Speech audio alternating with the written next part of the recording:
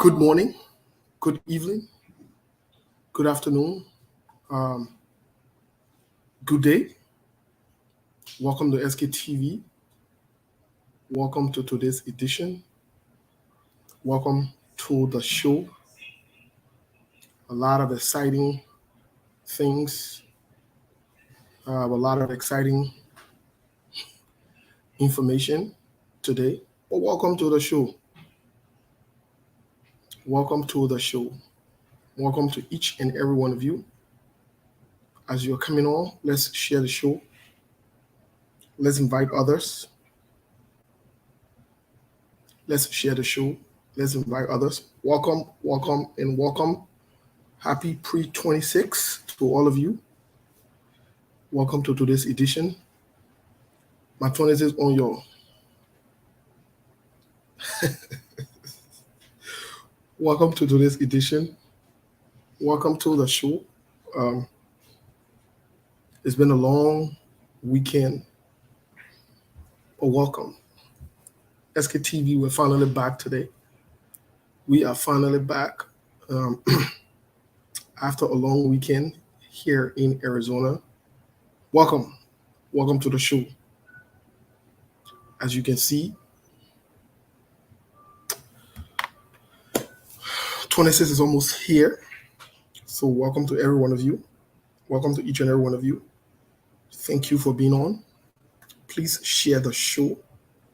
Help us to share the show, please. Invite someone. Help us to share the show.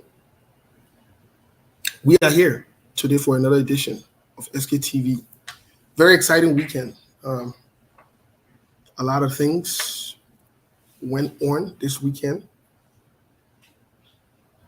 Some were exciting, very tragic, but we still managed to some extent, through the grace of God, to go through the weekend. And we are here today. Happy new week to our viewers, our listeners, and our followers from all around the world. Those of you in Australia, Canada, Europe, the Americas, and other parts of the world, we want to say thank you so much. Thank you, and thank you for being here. While we were away, we're still following Liberia, the Liberian politics, and other things going on around the world. We were following. I see my good friend. Happy 26. Shannon, what's up? Happy 26 to you. Ruth, Rabak Bingba, happy 26 to you. Yvonne, happy 26 to you. Yes, Yvonne, I'm doing very well. Thank you for asking. Thank you. I'm doing very well. Yvette, welcome. Elizabeth, welcome. But yes, a lot of things were happening during this weekend here in Phoenix, Arizona.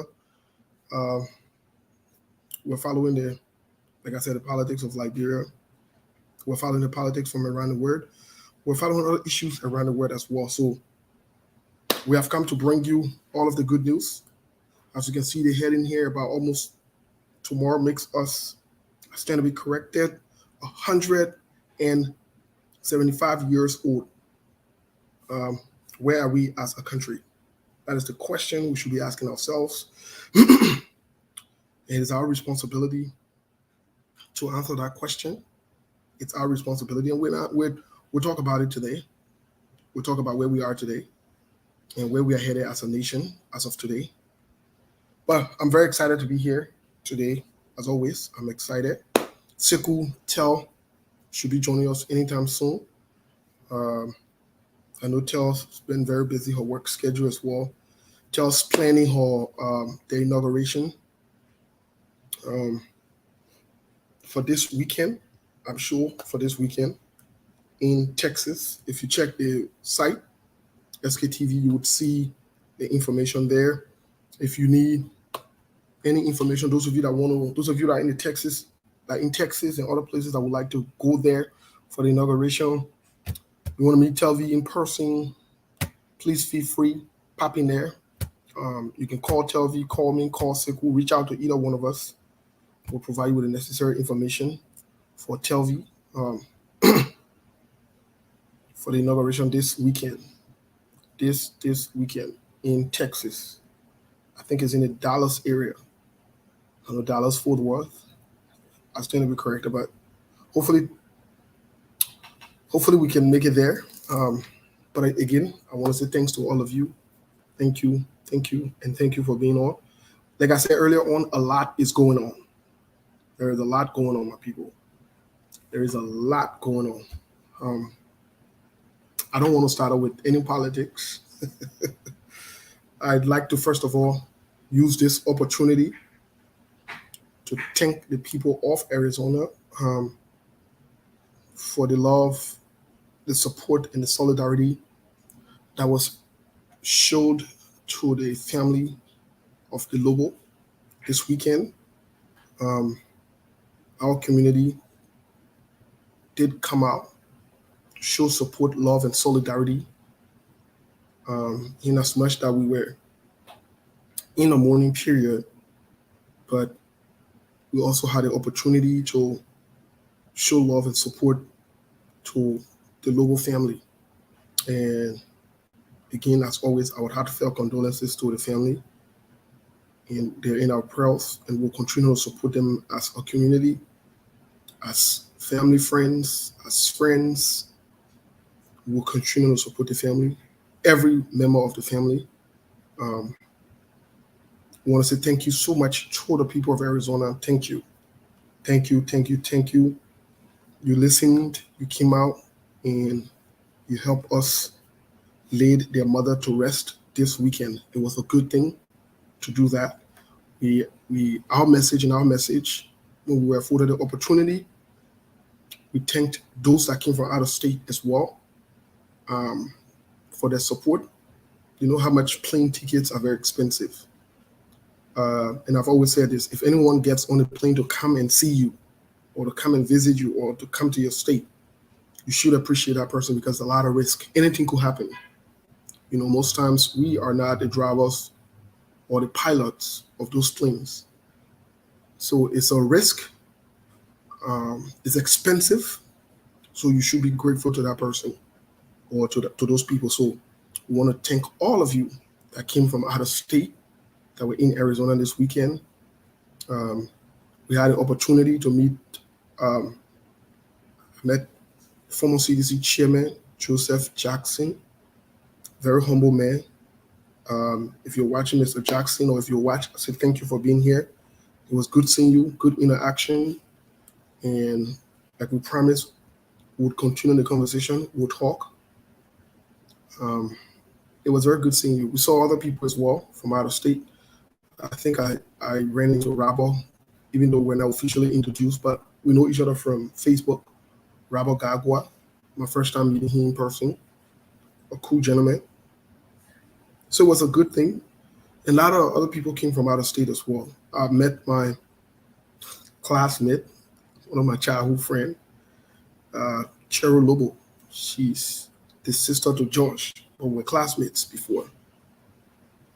It was a good thing. I met her, we talked, we cut up a little bit, but it was so busy. But again, Sekou was there. A lot of people were there, you know, a lot of people. A lot of our people from Arizona, almost all of the leaders from the different communities were there. The religious leaders were also there. I want to say thank you to all of you that showed up. This is a good thing, and I'm very happy. I'm proud of the people of Arizona that we can stand together in solidarity. That being said, a quick public service announcement.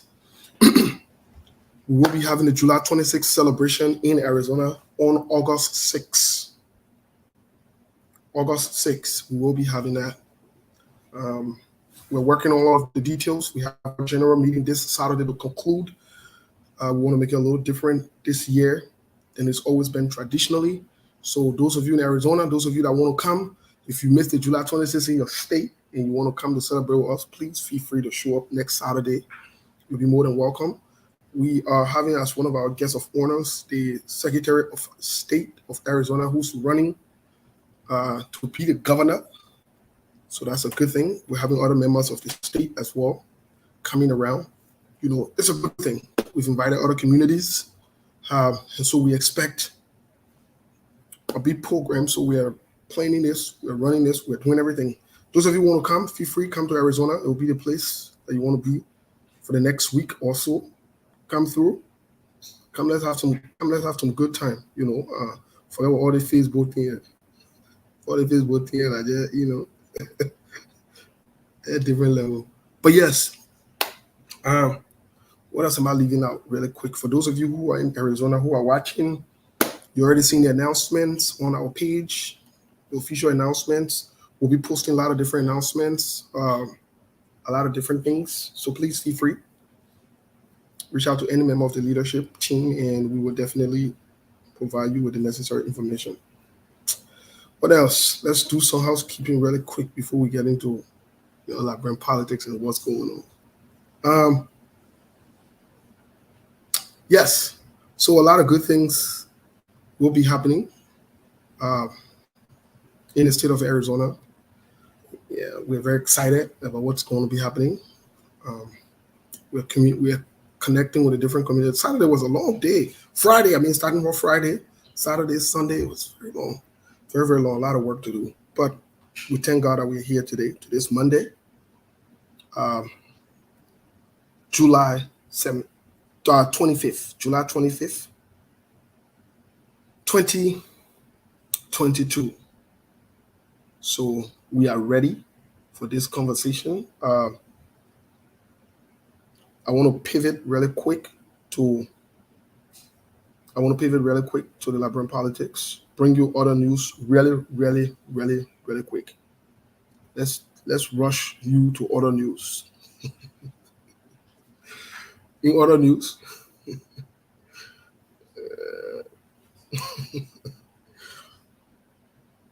President George Weah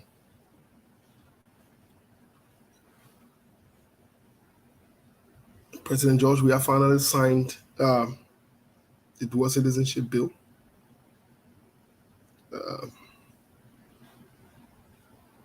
Some people have called. We've spoken to some people when we're trying to get Leo back. And Leo should be our guest speaker here in Arizona for the July 26th. We'll try to get Leo back on here so that we can talk about the July 26th. Let me say the July 26th date. The dual citizenship bill. We'll get Leo back on here so that we can speak about it. And dissect it and look into what's in there. It's disappointing, to be quite honest. But like many have said, it's a start. That those that we need to start from somewhere. But we still have to discuss it, and we'll bring you the nitty-gritty of it. The president, George Weah, is yet to sign the act or the amendment of the LACC law, which I posted on my personal page that is a trap. I would urge President George Weah to not sign it. It's a serious trap. When we say some of these things, because we don't sing your song or because we don't support your candidate, it doesn't mean that we don't care about Liberia. Because we don't support anybody for the presidency as of yet, because we haven't made anything clear and formal yet, it doesn't mean we don't care about Liberia. We'll criticize our leaders where we hold them accountable where need be, but we'll also ensure that we make our stance publicly clear, so there is no ambiguity, there is no confusion about where we stand on things, especially when it comes to national issue. I think it's critically important that we do that. And I say it openly, it's a trap. President George Weah should not sign that bill. He should not sign that amendment. It's a serious trap, a very, very serious trap. It's a serious trap. But I will not go into details on that. I will leave it as that. But it's a serious trap. Though, in all honesty, it's not a joking matter. It's not something you want to fool around with, President George Weah. Please. It's a trap. Don't give into it. Forget it. Drop it and move on. Send it back to them. Don't do that. I think it's a trap. It is a trap. In other news, The same way how we told, when I say some people can get vexed, the same way how I told my old man, Senator Yombi Kanga Lawrence, on the same platform, pay that money, pay that due. Oh, and everybody due. And this is politics. Okay. So you refuse to pay the due. That particular due, I said, is a monkey on her back. I don't care who says what. That particular due will lead to serious problem. We said this thing way back. Oh, your support Musa Benedict. And your area with Musa Benedict station. I hear some Liberty Party people who support Senator Yombi Kanga Lawrence talking a bunch of things that they don't understand, that they don't see way in front of them. When we say they say, oh, you're supported person, and you're supported person, you're Musa Benedict people, you're Communist people, you're the other person people. Okay. There we are. There we are today. There we are today. You are in some beautiful nonsense when they should have never been going this way. Pay that due. Just say no. I listened to my friend, Senator Darius Dino.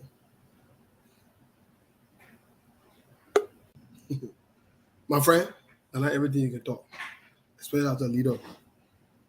Something you need to be strategic about, you don't talk about it. It's a kind of welcome. Thank you. And you looking like you ready for the 26th? I am. But when the 26th, wait, before I finish the other news part, the 26th, well, send wave down. I check with Western Union, it down. Money grant when you send it, the thing can just be going. I mean, Zelle and Cash App not down. So my no, own still working. Wait. My own, the send button not working, but the receive button working. Yeah, I can receive. Don't bring us on the show here today. But let me ask you the question. Why is it when you go to send money, whether on your phone or on you go to the site to send money, whether to Walmart or anywhere, why is it MoneyGram since yesterday they think it just be 10, they can say transaction? My own MoneyGram people say I send plenty money, so I can't send no more, but I can receive. Oh, so you're receiving money? Yeah, but I ain't receiving nothing here, but waiting for the people that come in be sending me my something. But you were talking about a lot of different things. I want you to, yes, if you can, I want you to get Senator DeLong's press conference for us to play it. And I want to really dig deeper into that press conference. It's very, very deep. And it's very important. And by the way, after listening to the press conference, I called the senator, did not pick up, and I sent him a message that we just listened to his press conference, that we will be discussing it. If he cares to come and clarify some of the statements and some of the information he provided, that would be good for him. That would be good. And for the public, I'm yet to hear from him. If he decides to be a part of it, to be a part of this conversation, we will definitely send a link to him so he can come and clarify some of these comments he made. But it's very, very deep. And there was a statement made that kind of drew my attention. I don't know. There were also some threats made. So if you can. Yes, I will. Okay, I will let you to get it. Especially, I think it's only about 18 minutes, but we can play a part of it, maybe towards the end of it. Yes, I will get it up in just a minute here when we go for the that's break. Fine. You can take your time, to do it. But I just wanted us to play it before we start the show, because when we're talking, people know exactly what we're talking about. Maybe some people have missed miss the press conference. I would also add up that will be played in place of the musical break while we share the Yes, show. That will be yes, played in place of the musical break. So as we hang on, guys, let's so like I was saying just before Seku came in, Seku, welcome again to this edition. Um, I was also speaking exactly with about the senator's statements that he needs to be careful. He's a sitting senator. His words carry huge.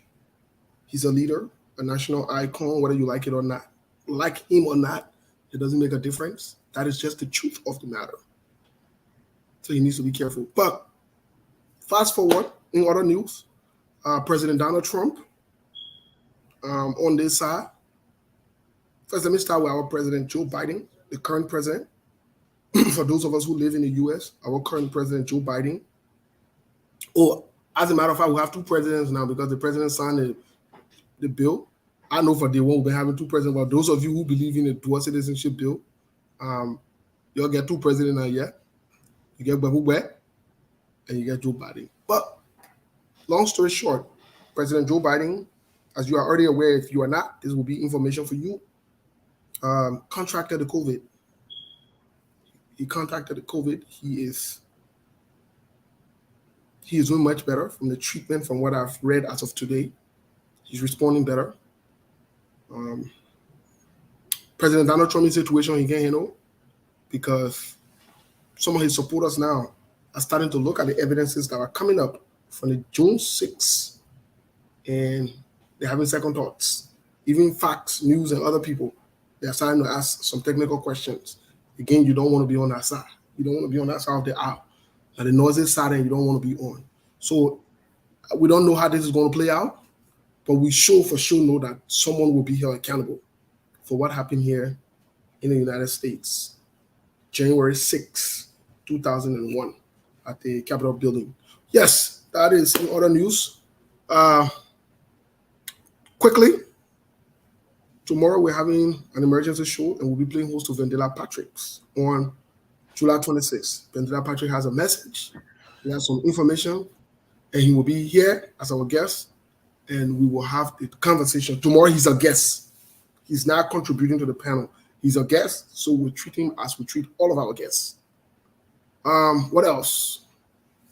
Mr. O'Connor is here with us. He said his send wave and other things are working. He can only receive. He's not sending. That send button is down from his end. Happy pre-26 to all of you guys. Mr. O'Connor, unless you have something to add, I find that video really quick. You're muted. I thought you already have the video. I do have it, but I just got to pull it up here. Yeah, just put it up and get it ready. Instead of playing music, let's play that video. Maybe you can play the last 8 or 10 minutes, something like that. Because some of the statements are repetition. Some of the statements kind of repetitive. So you can just play the last 8 or 10 minutes. Yeah, I'm trying to play it, and then we can talk about it. I'm trying to get him here, sir, because I want to get it directly from him. Musa Vadona say his send with is working. Okay, I was saying my number. My own back. I think you said earlier the person with working. You know, you receiving it, right? Yeah, I didn't say it's not working, but the only receive button working. Okay, the sending button they're not working. Oh, but how does that work? Oh, the boy can say you're not sending plenty of money now. They trying to make sure whether you're not sending it to. They want to make sure you're sending it to real individual because they are afraid. A lot of things going on nowadays. If you send money too much, they say, you know what, we got to stop the person here. We can receive. So that means you've been sending too much. You've been sending too much money. A lot, yeah. Oh, so they can say no. Regards to the national. You know, I didn't know. I've gotten the video here. Let me push you up a little bit more. Like you said, Mr. Kana, can you hear me? I can hear you loud and clear. Okay, wonderful. Let me get that video up here running. Let me get that video up here running really, really quick. Share it. Somebody who the land is only scam though. Oh, you were you planning to suddenly need some money or what? Oh, need it. Steam, So, Bungay. we're about to get a video playing here. Let's get Senator Darius Dillon here. Okay, and enlarging it. When the matter is resolved, you let us know. If it is not resolved, the party that is not certified come to us for resolution. But we went in keeping with the advice reliant on the law. We went to Farmington, the both parties reviewed the constitution. We did the painstaking thing to go through an 8-hour video that has to do with the Banga Convention. And we agreed, both parties agreed that the constitution that was deposited here by Musa Belete and Martin Kola, they are troubled. They altered. This is what the true version of Liberty Party will be. And here is the evidence that both parties met and deliberated, investigated, and found that the constitution deposited at election commission by Musa Belete doesn't reflect what Banga Convention decided. And so here is the proof. We are withdrawing the altered constitution to replace it with, and the Electoral Commission said no. Every time we're almost at a resolution point of our conflict, if the Election Commission colludes with Musa Belete and attempt to throw us back. This nonsense has to start at this point. We went to the court in the face of the Elections Commission intruding into the Liberty Party and inflicting the conflict and causing it to exacerbate. We took a decision to go to the court. And it must be clearly stated. We asked the court to prohibit Musa Belete from holding an illegal convention. We asked the court to tell the Elections Commission to stop intruding into Liberty Party internal affairs and they should honor the law, the election law on governing political parties. The Supreme Court cited Musa Belete, Nyombi Kanga Lawrence, all of the parties. The Supreme Court also cited to a conference the Elections Commission. The Elections Commission was represented by his lawyer. The lawyer is called Michael Waking Rights, because he's a right, and a former Associate Justice. He represented the Elections Commission, and he was asked questions by the Associate Justice in Chief of James Eto, how we call it. Mr. Election Commission, Council for Election Commission, you advised the parties to go home to resolve their issues. They went home, resolved their issues, signed an MOU. Why are you refusing to take the people corrected version of the Constitution? Michael Rice said he doesn't know. Election Commission lawyer said he doesn't know why. In fact, he stated in the court that he had advised the legal department and the board of commissioners at the Election Commission to stop what they're doing. And the court instructed that when these parties resolve their issues in the Constitution and deposit it at the Election Commission got no business to refuse it. And it was with that understanding that the Justice in Chamber considered a position that since Musa Belete convention he wanted to hold that we deemed to be illegal was not held, and since the second issue that our Constitution is troubled, the MOU, the Farmington MOU settles it, then there was no need to issue a writ of prohibition. The writ of prohibition was not issued because the illegal convention that Musa wanted to hold, for which we wanted prohibited, was not had. So there was no need to issue a writ. The second issue about Liberia Party constitution being troubled or tampered with at the Election Commission and illegally, unlawfully deposited by the wrong authority was settled by the MOU and the election guidelines that says which authority in a political party is authorized to deposit such documents. So since the election laws are there, the Farmington MOU is there, all your sign it, you're going to correct your constitution and you're depositing the election commission. Election don't include in these people matter. And whenever the court, after doing this, of course, the genetic and mutability will not come into rest. So the issue of venue came into play. The Supreme Court, the justice in Chima, cited or summoned the both parties to the Liberia Party conflict in the Supreme Court, in the library of the Supreme Court, to sit down to correct Liberia Party to reflect Banga's decision as contained in the MOU and submitted to Elections Commission. What the heck is Election Commission talking about? They can receive constitution until they get written mandates from the court. Even if the court has not spoken, let me send this message to Election Commission. You treading on dangerous path.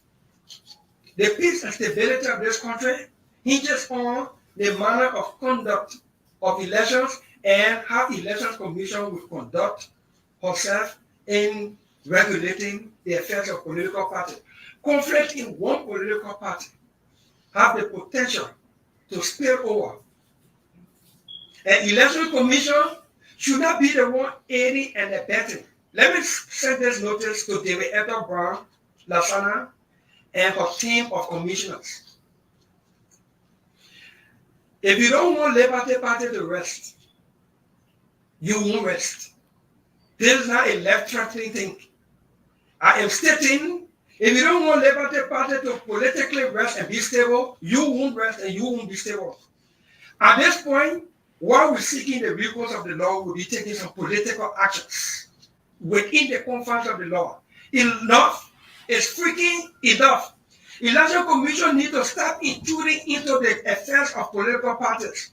Your role is to settle dispute and not to enhance them, not to exacerbate, and not to aid and abet. The Supreme Court, through the justice in Chima, let me repeat, for those who probably don't understand some of these things. All the propaganda spin that Musa doing, you look at the newspaper, Musa story, all in the newspaper, all the spin content, you know it's propaganda spin. Who understand that? It's because Elections Commission is aiding this nonsense. It's about time to stop. I am not making this statement because I'm senator. I'm making this statement as part of the Liberty Party.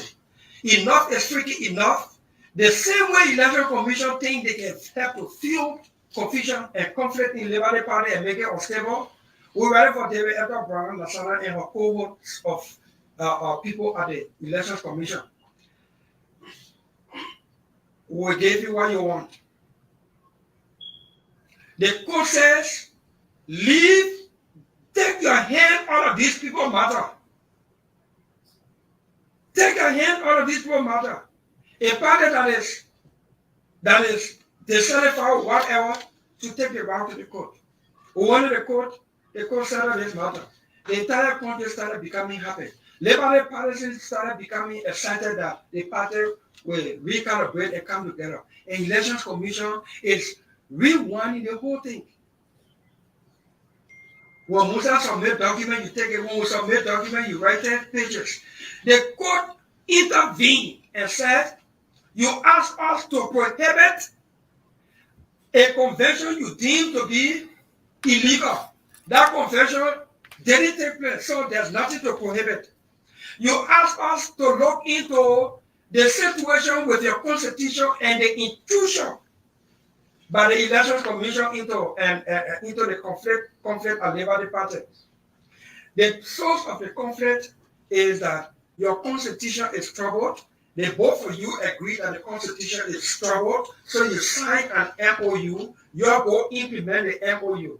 So you can see let me put it that way. You come to the court, will provide a library space for you, and everybody with the most ability, Martin Cola, the whole group, Senator Nyomi Kanga, Lawrence, the political leader, myself, and in the presence of James Ethel Howard Worokoli, her honor Associate Justice of the Supreme Court, who has been handling the matter in conference, was there to make sure, war for war, everything was decided in the Constitution. And we certified that. We submitted to the Election Commission, and the Election Commission decided that they will jump into Labor Party conflict. Enough is enough. It's time for political action.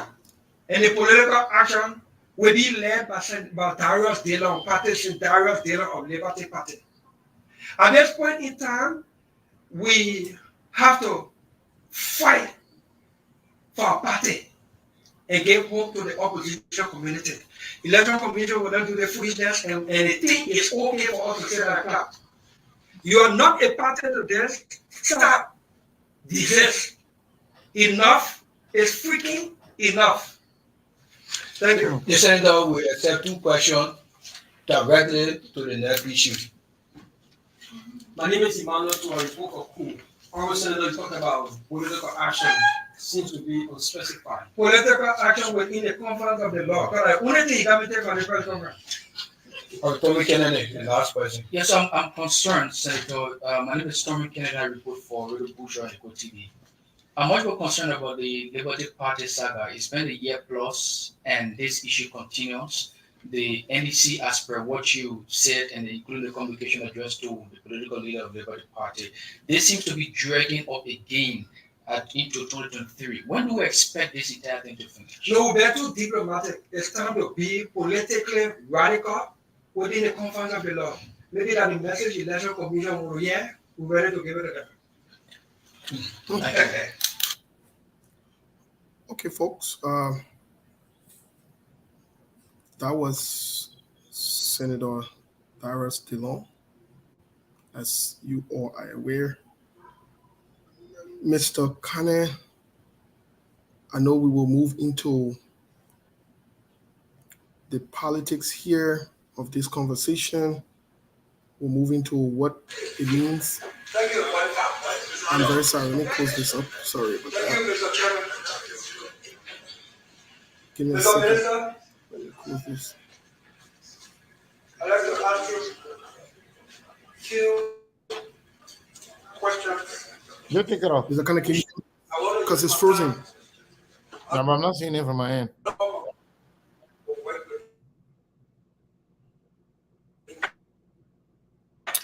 Yes, it's in the back plane. I'm trying to get it out. If you can just get yourself out. Yes. If you want, I Give can me a take you second. off. Let me do that quick. I'm not sure. So, folks, there you hear it. We listened to the senator, and it's very, very important that we put these things in the right perspective. I want to encourage all of you to share the show. It's very important. By the way, while we're doing this, like I said, I asked the senator if he cares to come here and clarify some of these things, some of these statements. It's up to him to come. If he comes, that would be good. If he doesn't, that is also good. But we always like to give people the benefit of the doubt and the opportunity to come and set the record straight. Should we misconstrue or misinterpret any unclear statement, he will have the leverage to come and clarify. But I think the senator, I sent him a message and I sent him the link. He has not responded whether or not he will come. But we have extended the invitation to him to come and have this discussion because it's very, very important. When we have a burning issue like this, it's important that we get the parties involved so we can have a clearer understanding of the message that he or she is trying to communicate. However, we listen for ourselves, and I think it's very important that we pay attention to some of these things that were said. First, I think the senator is not happy. He's furious. I could tell from his statement, very, very angry. And from some of the statements, enough is freaking enough. He said that 3 times. And some of the clarification that I was wondering if the senator could come and make is that he said they will take legal recourse. And will also beside the legal recourse, they will take political action.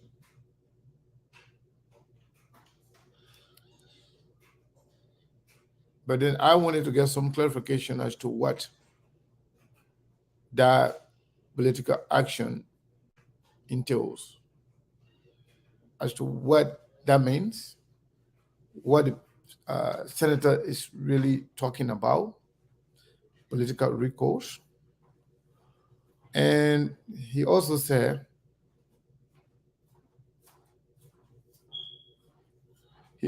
that the chairperson of the election commission will not rest if she doesn't want the Liberty Party to rest. And then he went back to say she will not rest politically. And he also said that if you don't want the Liberty Party to rest or be stable, you will not be stable. I don't know what that means. Actually, I don't know what that really means. And I think the senator could also clarify that. It's very important. Inasmuch as he issued a verbal disclaimer that whatever he is doing or saying, he's not saying it as a senator, he's saying it as a member of the Liberty Party. But if you can recall, some of these things that the senator mentioned, those are public information.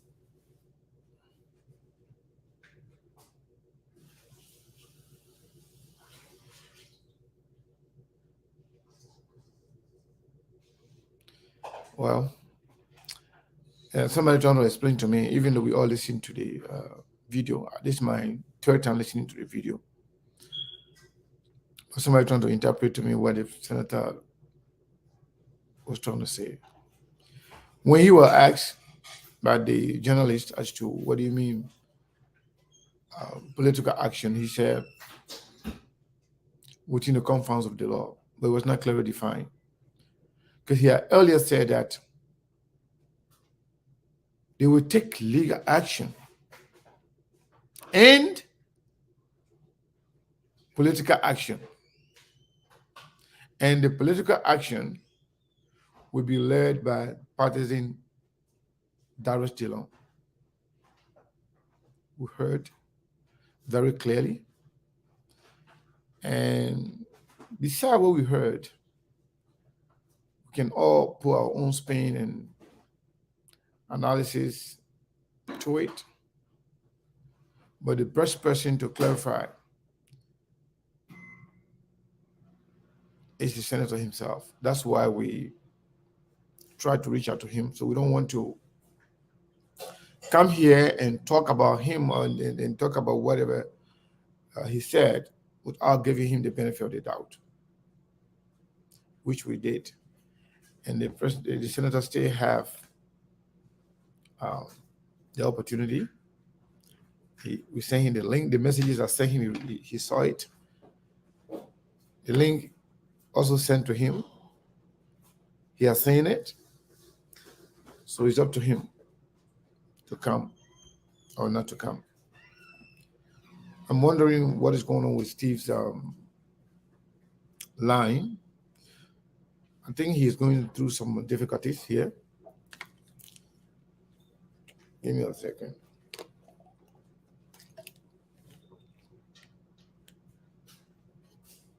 Okay. I think Steve is back. So Steve, you and I here were talking about some of the statements that we heard, some of the threats that I believe warrant some clarification, especially when you talk about political action and what would that mean. And you talk about if she doesn't want Liberty Party to rest or be stable, she will not be stable. And he said politically. So political instability in terms of when it comes to the election commission, what does that mean? What are you going to do? What does that mean? So I think there are a lot of things in it, but I kind of see this from a strategic standpoint that the senator is angry. One, he issuing a threat out of anger. And I believe if he sits back and get his self together, get his mind together, he will, he will speak to it differently. But the manner and form in which he was speaking, I could see anger and frustration in his voice and facial expression, everything. And repeating freaking the wall, and if enough is freaking enough, I could see all of that as part of the anger and frustration. That's why we extended invitation to him right away that this could be part of our discussion today, so he can come to clarify. However, Steve, I just try to repeat some of these things when I was talking about it. You were not here. What do you make of the fact that the senator is talking the way he's talking? And what do you think that threat of political action and she will not rest and not be politically stable, what does that mean? What do you make of those comments? Well, the first thing is, before I even say anything about that, I'd like to go to what precipitated this action. The writing here is so small, but we do have copy of the communication from the NEC. Yeah. We have a copy of it that prompted this whole speech or whatever now, or press conference. So let me see if I can get it here.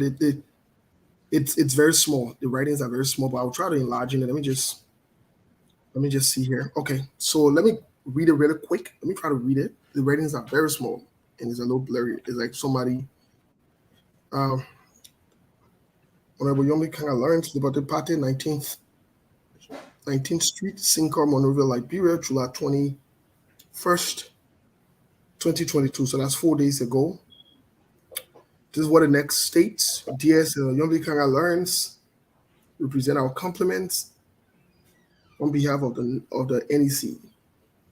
And right in reference to your July 11, 2022 communication. Now, mind you, This July 11, 2022 communication was the communication that was sent by Senator Yombi Kanga Lawrence to the NEC.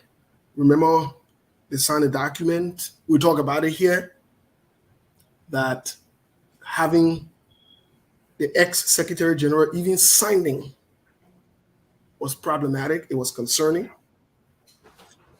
Let me read this part quick, and we're getting to your question, Mr. Khan. But I want to lay the basis for this so that people don't think otherwise. We're following the story as everyone else, and we have the right to report it and talk about it as well. As you will recall, Honorable Senator, in responding to your previous request to replace the Liberty Party's 2021 Constitution with the 2015 Constitution, the Board of Commissioners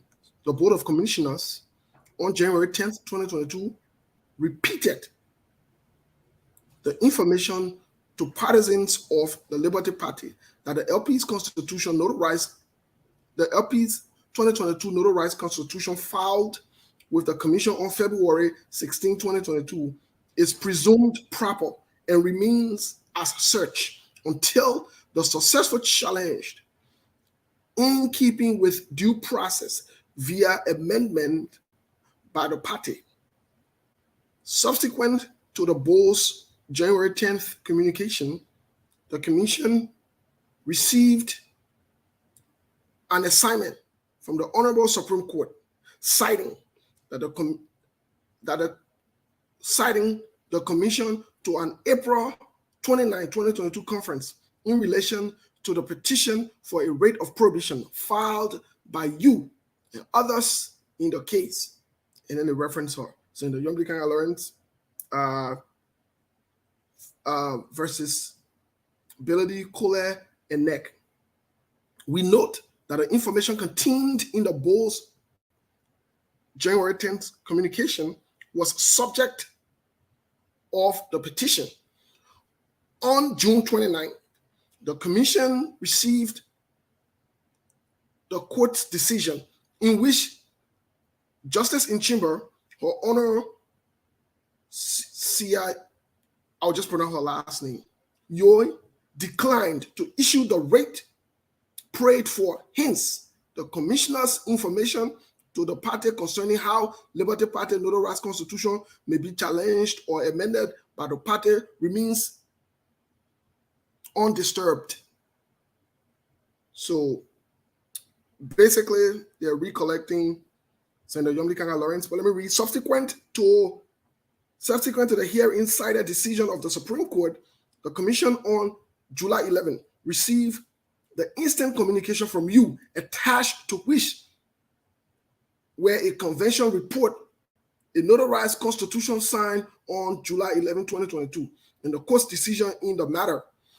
In reference communication, you stated, amongst other, that based on the acknowledgement and commitment of both parties to corrections of the LP's 2021 Constitution and resubmit same to the Commission, the Justice did not see need to issue the rate.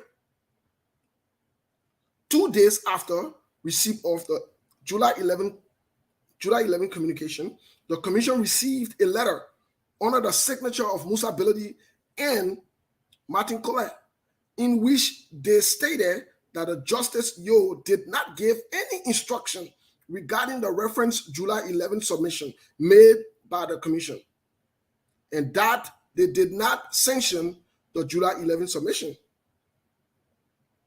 So basically, I mean, because of, let me go back here. Okay, let me just read the end of it. The Commission observed, very good. The Commission observes that Justice Yo's decision, which the court served on the Commission and is included as an exhibit in your July 11 Commission, does not make any mention of instruction or commitment by the parties regarding the July 11 submission. Without proof to contrary, the Commission can only act within the confines of the decision the Honorable Supreme Court served on it, which states that the Honorable declined to issue the rate prayed for because your July 11th, 2020 communication follows the reference prohibition proceedings at the Honorable Supreme Court and cites commitment reportedly made by the parties during the said proceedings at the Honorable Supreme Court. The Commission will need proof of same and its effect, if any, before it acts on the reference July 11th submission to the Commission. Basically, the Supreme Court say the letter or whatever information Senator Yombi Kanga Lawrence sent to them, they're not going to listen to it. They're not going to hear point because that's not what the Supreme Court said. Simple put, they're not going to listen to it. They're not going to do anything she said. They're not about her life, and they're not going to do it. And so this is where we are. So you saw the reaction from Senator Darius DeLong today. And yes, I'm a little concerned about the statements he made. I'm very concerned about those statements. The statement is vague, so it leaves room for different interpretations. The statement is very vague. It leaves room for different interpretations. When you say you're going to make your case to the court, that's clear that you're going to make a. When you say you're going to have political actions, and you say they will not have rest, what does that supposed to mean? What does that mean? You're muted, Mr. Cannon. We're not hearing you.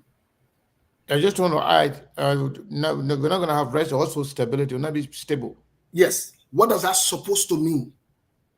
These are not, look, these are words that people can act on. We are in a country. And before that, he said the stability of the country depends on the action and conduct of the Election Commission. Right? Yes. And he said there will be, as long you don't want to see the Liberty Party rest or stable, you two will not be rested and will not be stable.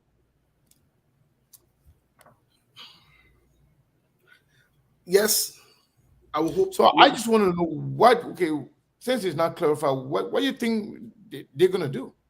Well, what he's going to do? Because he said he's going to lead the political action. Well, not as a senator, but as a partisan. Well, let me say this. Let me just say this. Let me clarify this thing. When you're a senator, you're a senator. Point blank and period. You can occupy both offices. You can be making certain statements and say you're not making any capacity of a senator. But when you are sitting in the same senator office, you are sitting on the job site and making those pronunciations. It's like Eugene Fagon telling her, Eugene Fagon talking beautiful nonsense and saying he's not speaking in the capacity of a minister. Well, what time we should take you to be a minister and what time we should take you to be a private citizen? You are in an elected position. So let's stop all of this. Oh, I'm not speaking in the capacity. Anything I say here today, whether it appeals to some people or not, I'm not saying I'm speaking in the capacity as Steve. No. I'm a leader in my community. So guess what? I'll be held fully liable and responsible for my words here as a leader in the community. So you see what I'm trying to say? So we can't try to play the little thing and say, when you want to make certain statement, then you say, oh, I'm speaking in the capacity of Unity Party, Liberty Party, partisan. Yeah, that's true. But you're speaking primarily serving the Liberian people. Where were you sitting? You are not sitting on Liberty Party campus. These things, when we say them, people think we hate these people, but we hate certain people. But these are conversations that need to be held. These are conversations that must be held. And we need to ensure that we are having this conversation to be clear and be focused on what we say. Those are threatening statements, whether you like it or not. Someone could act on it. We're in a polarized society. In Liberia, you can get somebody maybe few cents to misbehave and to act up. What if something happens to Director Lassana or any member of the NEC within the next 24 hours? What do you say? When you make these kind of statements, what do you say? What are you saying is a political action? What does that mean when you say it's a political action? What does that supposed to mean? When you say it's a political action, what does that mean? You can't send out vague threats. And I will say this, listen, I could care less who's on the other side of it. I don't think anybody should be threatening anybody in this manner. The senator has, I hope he will make it clear today on his show what he really meant. I hope that will be clarified since he getting ready or maybe he at work. That's why he couldn't come on the show or whatever now, or the invite was impromptu. I get it. I respect that. But he needs to clarify this statement as to not put Mr. Cannon, this thing is very serious. When you make look, I give you an example. This weekend, I was driving to the funeral and I saw a screenshot of Telvi and some lady threatening Telvi. I called her straight. I was driving to the funeral. I called her really quick. Threatening anybody's life is not something to take for joke. I don't think anybody should take it for joke. I said, Telvi, you need to take this very seriously. Nobody threatens anybody's life. Is one when you say you take a political act, what does that supposed to mean? Why if somebody goes and hurt her or hurt somebody from the neck? What do you say? You say, oh, that what you mean? So we're supposed to start saying unspecified political action. What does that supposed to mean? Be clear in your statement so you can be on record, so that it can exonerate you today or tomorrow. Again, you didn't want to say director, members of the neck. There are people that work with the neck. Is not just director Lasana. There are other people there. Why if somebody already had a plan to go after somebody in the neck, and you make this kind of statement, and someone acts on it or acts upon this statement, what do you say? So I think the senator should come and clarify this statement, should be clear about what he meant. Political action or unspecified political action, when I hear them saying it, I don't know what it means. It could mean a lot of different things. It's subject to interpretation. Anybody could say anything in there because it's vague. Okay, let me ask you one more question. Prior to this, prior to the submission of that document by Senator Yombly Kanga Lawrence, the other document that came out of the Supreme Court, I think that was very clear. And they said that document is saying that NEC acted within the confines of the law. NEC was right in the way they have responded to the previous communication between the NEC and the Liberty Party. And they said there was nothing in the entire case that actually required the Supreme Court. They're going to the Supreme Court. And NEC also, that Supreme Court document also said that NEC is not responsible to make decision about the Liberty Party, but NEC can just act within the confines of the law based on information presented to them. So if NEC is saying, because NEC received that document too, because that writ of prohibition was against not just Mustability, it was against Mustability and the NEC. Yes. And the court ruled in their favor.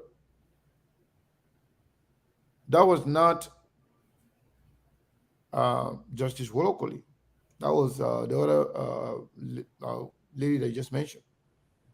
So, beholding to that particular ruling or statement by the Supreme Court, NEC cannot believe that they are within their right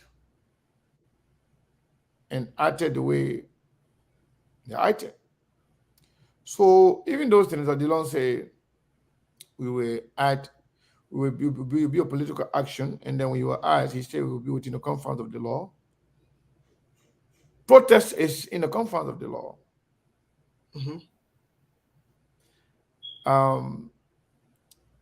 Getting together to create some sort of a civil disobedience is also in the confines of the law. Most definitely. So, and when you say you are the one that are going to lead without being clear as to what action, what political action that you are trying to take, it leaves room for people to fill in, to interpret, to analyze it. And you, as a speaker now, it puts you in a position wherein you will be subjected to a lot of questions because you were not clear. And when he said,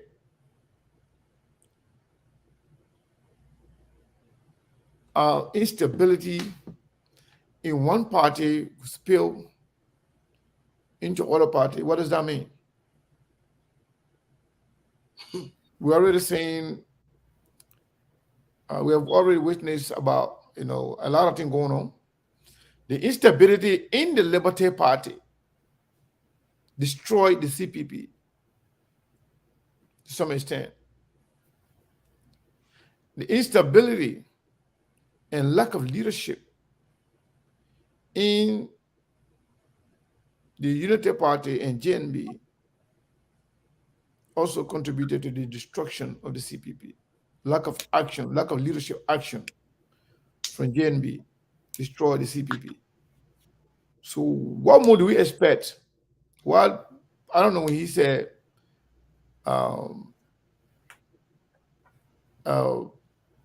like instability in one party could spill into other political parties. Should the government care about that? If you telling the government or the CP or the election commission that the problem you're creating now in the CPP or in the Liberty Party could spill into other political parties, the government will say, yeah, kudos to that. We'll be happy. Who cares? If you want to destroy yourself for the government, then that's fine. So you think the government should be concerned about these comments, and should they worry because the law is threatening? First, let me clarify something. I'm trying to wrap my head around something. There is nowhere where Justice Wolokoli ruled that there should be any prohibition on the operations of Musa Beledi, Martin Kula, and the rest of the people. There is no way. Let's keep that in context here because it's critically important for us to align these different things. You see, this is where I have problems with some people and have concerns with them. You can't try to change the rules in the middle of the game so that it can suit you or try to make everybody look like they're stupid. No, let's stop that. I'm not against Senator Darius DeLong. I'm not against Senator Yomli Kanga. I am not for Musa Beledi. I'm not against Musa Beledi. Am I for Senator Darius DeLong or Senator Yomli Kanga Lawrence? No, that's not the issue. The issue here is they were mandated to go by right. They were mandated to go and insert the Farmington Agreement into the Constitution. That's what they were mandated to do. That's where it stopped. Who's supposed to submit it now to NEC? That's the problem. What's the problem? You have to record. We apologize to Senator Yomli Kanga Lawrence, Senator Darius DeLong on the same show to pay that due money. Some of you sat on here and said Musa Beledi was there using the due money for political this, and Musa Beledi wanted to go after the people and want to do that. Listen, let me say it again. When you are the leader of a group and you're supposed to pay due, and you owe that group the due, you were given time to pay the due. You say you will not pay the due, there are consequences to it. You are not immune to that. That's why rules are there. We even brought people from the Liberty Party here to talk. Some people started making excuse, but Senator Lauren had done a lot for the party. And she, given the due is the due. Senator Yomli Kanga Lawrence should have listened and pay that due. There was no need to act stubborn about that due. There was no need for it. The fact that she didn't pay that due, I've said it and I'll say it again. That due is a monkey on her back. Every time they take a step forward, Musa Beledi and other people have the right to reference it that she was expelled from the party. And it will be on the right. We said this thing here over and over. And you need to get along with this. Those of you who support Senator Yomli Kanga Lawrence or who support Musa Beledi or DeLong, Those of you in the United Party, you're starting another noise again and supporting the foolishness. You're starting another noise again that will carry in front and bring disgrace to you. We're saying it. You carry the thing to court again, it will backfire. Senator Yomli Kanga Lauren never paid a due. By their constitution, she could be expelled. She was given time to pay it, and she was expelled from the party. She was taken from her position. Her position was taken from her. That thing, this is why I don't like Labrempo will go turn the thing behind the horse. That thing why I hear people saying, the woman was expelled, I get political problem between that whole due benefit and nothing. That's something. Let me tell you today, that's something. That's something. That due basis, that's something. So, in a nutshell, Mr. Kane, it was Musa Belete and Martin Kula that you have turned that document in. You were not saying that Yomli Kanga Lawrence. My people, you're stabbed this thing. Okay. Just to that point. To that point, I think I've had a discussion behind the scene with one of the leaders regarding that particular, because the contention here is who's supposed to submit the document. But the argument that I heard, and I heard the same argument from Dillon today. For me, I'm not a party to this conflict, but it's not adding up. Something's not adding up for me. And let me tell you what is not adding up. I was told, since Yomli Kanga Lawrence was the political leader at the time of that conference or convention that they had, she was the presiding officer, and the secretary of the convention and the presiding officer supposed to give a report of the convention. But then the report of the convention could also include the presentation of the officers elected at that convention. So what I don't understand now, because that's what they're saying, so that because she's the one presided, so she's the one that's supposed to submit the report of the convention. Submitting the report of the convention is one thing, in my opinion. Also submitting official document of the party to another institution, that's something different to me. But the way they put it, they make it look like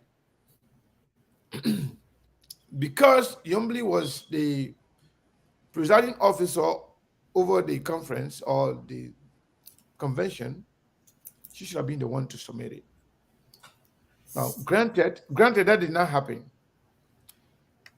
The person that was Secretary General at the time of the party was not the secretary of that convention, because there was a convention committee set up. But then, almost a year later, or more than a year later, somebody who was replaced a year ago, a chairman too that was removed and replaced almost a year ago, to be the ones now claiming leadership and also submitting documents on behalf of the same institution. That kind of presents the whole thing kind of features like, it doesn't add up for me unless somebody can really clarify. How is somebody who is being removed when they're opposition position, different person being elected, and can come 1 year later and be the one responsible to submit a document? I'm talking about the former secretary now. Secondly, administratively, who's supposed to be responsible for the party in terms of dealing with other institutions? I'm told it's supposed to be the chairman of the party and the executive committee. So now, something I wanted to bring to your attention to, Steve, what the contention was that because I personally asked, okay, what is the problem in the document that Musa changed or Musa did not change that came out in the Farmington Conference MOU? And I was told that there's a phrase that says political leader in consultation with the executive committee. That I'm told that Musa changed that the executive committee in consultation with the political leader. According to that information, that Musa put executive committee first before the executive committee is led by the chairman. So there where they say is the contention. But in any case, administratively, who's supposed to handle the issue of the party in terms of documentation, in terms of interaction with other institution or organization? First of all, I find it alarming and very concerning when Senator Yomdi Kanga Lawrence brought in the former Secretary General. That was very concerning. To sign that paper on July 11th. So the former Secretary General, right? The one that was removed after that convention. Yes. I found it very concerning. I found it troubling. And I knew, remember the day before, we were hinted about this move. Yeah. And I said on the same show that the Liberty Party noise is not going anywhere. And I said, but I will not go into it. I'll leave it as that. The next day they came up with that. I find it concerning. So what this comes down to is this. You have already submitted this document to NEC. So in effect, it means Musa Benedede are already dead now. Yeah. The fact that you submitted it after a year and plus, since 2021, the fact that you submitted a year and plus. But one of the concerns I have with Senator Yomdi Kanga Lawrence also is this idea of returning the party to status quo ante, which means they went back to 2015 Constitution. She's still basing her judgment on that. And that is what she thinks, but that is not the reality of this issue. That's where the problem is. Secondly, I blame Musa Benedede and other people. Let me tell you something. Some things got to be made clear to people as to where you stand on certain issues. Even if they were going to the Supreme Court and they were going to fix the plow or whatever it is, if Senator Yomdi Kanga Lawrence was removed from her position based on the due issue, and you want to reinstate her, let it be made clear to the public.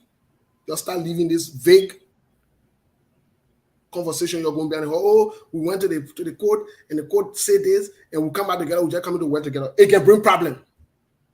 That you started a problem to yourself, woman, tussle. Why when you went to the court, you know told Yomdi Kanga Lawrence she is expelled from that position. What the court say, you will do it from there, you will sign that document there, and you will submit it. You'll get problem too. Look, something needs to be made clear. So if we're not on that level, we're not on that level. We're not discussing that issue, Then now your position, it's going to be what it is. If you have made that thing clear, I don't think Senator Yomdi Kanga Lawrence would have taken that document and said she want to sign it. And Steve, you're 100% right on that. And let me just clarify to people who are saying that we should have called or invited Liberty Party to come here. I don't know whether you can listen to I don't know if you listen with your ear or I don't know how you listen. But I made it very clear here. Before you even come on the show, we called Senator DeLong. We messaged him. You have seen the message. We, in fact, went further to send him the link if he needed to come on for any clarification. We did that. But even before that, we have had series of conversation, even 2 or 3 days ago, with Senator Yomdi Kanga Lawrence. He is now willing to come to the platform to talk about this. So until we can force her, she been on this platform more than once. They don't been here many, many times. But when they are reluctant, for whatever reason, to come on, we cannot force them to come. And we only speak on issue based on the information available to us, based on facts. I just want to clarify that, Steve. You can go ahead. Yes. So to be quite honest, I blame most ability Martin Kula. You see, this is the thing. I For love what? for not making things clear. Too much of ambiguity. How? They should have, even though when they went to the Supreme Court, they issued a statement. They wrote officially that Senator Yombi Kanga Lawrence was expelled from her position as the political leader. That has been clear. They have not officially taken that statement back. That statement is still lingering, it's still out there. As a matter of fact, the most recent ruling from Justice Yo, if you read that ruling, we talked about it here. The name or the title that they gave to Senator Yombi Kanga Lawrence, Steve Zago, and the ex-Secretary General, they call them former leaders. Yeah, former officials. Yeah. Former officials. So in that context, if we want to keep everything constant here, even the Supreme Court and NEC recognizes them. Supreme Court and NEC recognize both of them, all three of them, as former. So even in Senator Yombi Kanga Lawrence's most recent statement that we listened to while she was in Grand Basso, acknowledging that Musa Belete is the chairman. The question I want to ask, if Steve Zago is an ex-chairman, also for one place, certain people should do this for one place, I think Musa Belete should be blamed too. And I think the Liberty Party, they're not sincere to move this thing forward. If Yombi Kanga Lawrence is not a political leader again, you're making it clear. You'll start bouncing around. But Musa, like, agree or not, Musa have made it very clear. Even the last time I listened to him on Spoon, he said very clearly that until they can come out and resolve and reconcile all their problems, he is the chairman as well as the acting political leader. He made it very clear. Musa Belete said that. Okay, so then why did Yombi even sign that? Why did Yombi even sign that document and even made an ex-secretary general? This is concerning. What is it? Okay. Let me tell you what's going on here now, Steve. I'm concerned about certain things. Now that they are not even helping, none of them helping in this, particularly when I listen to DeLong and accusing Musa of criminality and also accusing NEC of aiding and abetting criminal art. If they were to go to the court, how are they going to court? As what? Yeah. Or Senator DeLong? And even when they are to protest, how are they going to protest? Or whatever political action that they are threatening to take. As what now? As who? Because here, legally, and per what we know, as things stand right now, on paper, Musa Belete is the one leading the Liberty Party. If you go somewhere and hold on, I'm getting well, I don't know you. Okay, yeah. Because while we're talking, some of the key players within the party just sent me information. That's why let me pause and read that. And I'm not going to read it to the public, but let me look at that Yeah, first. but that just your information behind closed door. That would be having our discussion here because this is that would be our discussion. Go ahead, and then I will come back in a second. Let me read this information. Okay, well, why Sekou is making some connections here or whatever now. I think it's important for us to. This is where some of the problems start to occur when people are not clear on things, on what is title, statuses, other things. It's okay to be clear with people in your communication. The same way how we are questioning the statements Senator Darius Dillon made today, and I think he should provide clarity. My honest advice to him, because if anything should happen, somebody could rely on this and say this. But I also think the Liberty Party needs to be clear, even though you all want to make peace. Until that peace can be clear, and they come to the public and say this, people should not be assuming certain roles, because you don't get kicked out of a role and come out and just assume it again. That's not how it works. Unless you all want to be playing little games around here. Oh, you're muted. You're muted. I apologize. You Go ahead. You just unmuted me, right? Yes, I did. All right, thank you. So similar to what we're saying here, this person will also just correcting and maybe reaffirming what we said earlier, that not only the Musa ability spoke of this, I listened to him. Maybe I've said it somewhere else, but I listened to him on Spoon when he was asked. He even laughed about it because Senator pressed on him twice. He said he didn't want to talk about it for the sake of peace, because they are trying to somehow, go through some reconciliation. But he was very clear that he is the chairman, also the acting political leader. But then this person was just informing me that the letter sent by NEC right now also acknowledges the expulsion of Senator Yomli Kanga Lawrence. Yes, but it's in there. And we just read it. Yeah, so you read it, but I didn't catch that part. It is there. It's referenced in there as to substantiate that Senator Yomli Kanga Lawrence does not even have the power to do what she's doing. So that means NEC is telling her that you do not have the standing. Exactly. You do not have the standing, whether legal or moral standing, to even communicate on behalf of the Liberty Party. Exactly. Because you have been expelled from it. Yes, and even it referenced the Supreme Court's assertion, even Justice Wolokoli, that Justice Wolokoli did not make any assertion to that you have the authority to do this or to do that. The only thing that was suggested was you guys come together in that place and make sure that you have this amendment posted in this document and submit it. That's it. And who's supposed to submit it? The people in authority. Okay, so like you said today, that Mayor Dillon's threats issued by Dillon were vague. I'm still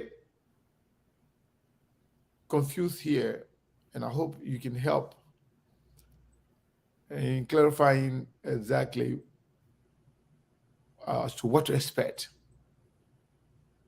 Dillon threatened political action. Dillon threatened the Supreme Court, the National Election Commission's chairperson, will not be stable, and then he add politically. Will not rest politically. I'm not sure what I mean. So I really want to understand what course of action are they going to take.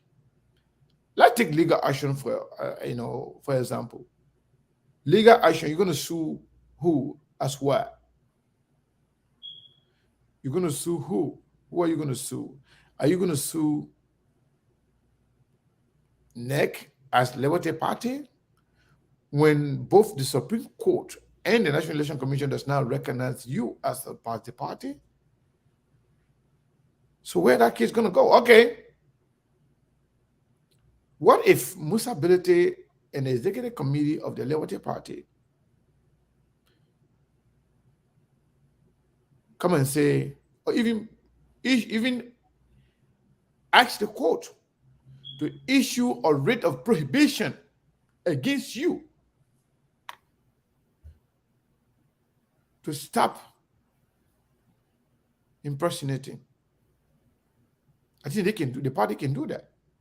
If they are the legitimate and legally recognized party, they too can go to court and ask for a writ of prohibition against you, or even they can even accuse you for impersonation legally. They can do that. Whether it will hold water, I don't know, but they have the right to do that. So all in all, we are going back to what we have said before. Let the people get out of this garment of arrogance. Let the people take that hat off. Arrogance, beating your chest, disrespecting each other. You guys need to get out of that. Go behind the scene, have a discussion among yourselves. Recognize Musa as the chairman, not only in your mouth, but in your heart and in your action. Go on the table, have a discussion. When I listen to Musa saying, for the sake of reconciliation, even that idea of expulsion, S, Y, and Z, he said everything's on the table. So what more? If both of you express willingness to peaceful resolution of this issue, why don't you convert that into action? Not just talking, but take action. And the arrogance needs to go away. It's not necessary, Steve. What, Mr. Kane? Let me say this. And maybe some people this is one of the things we tell people who are in relationships or who are having other problems, whether they're on a job or whatever it is. This is what we tell them. The problem that's supposed to make people to go away or to go apart, whether in a romantic relationship, professional relationship, whatever it is, that problem existed within the first 72 hours of your meeting. The only thing you did not do, you did not acknowledge or recognize that problem. But it will resurface. So what am I trying to say? Amidst everything that they are doing today, you know what is the major problem? The major problem is about who will lead the party. It's the leadership problem. Sunday Yomlikanga Lawrence want to exert leadership. Musa Belede want to exert leadership.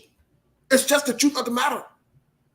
But the place that I reach, Sunday Yomlikanga Lawrence made a mistake.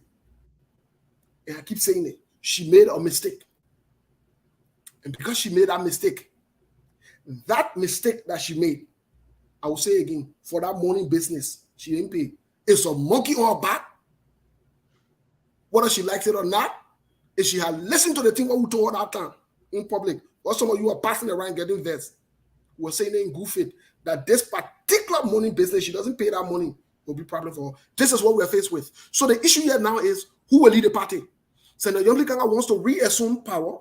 When she has been expelled, she overlooked that particular thing.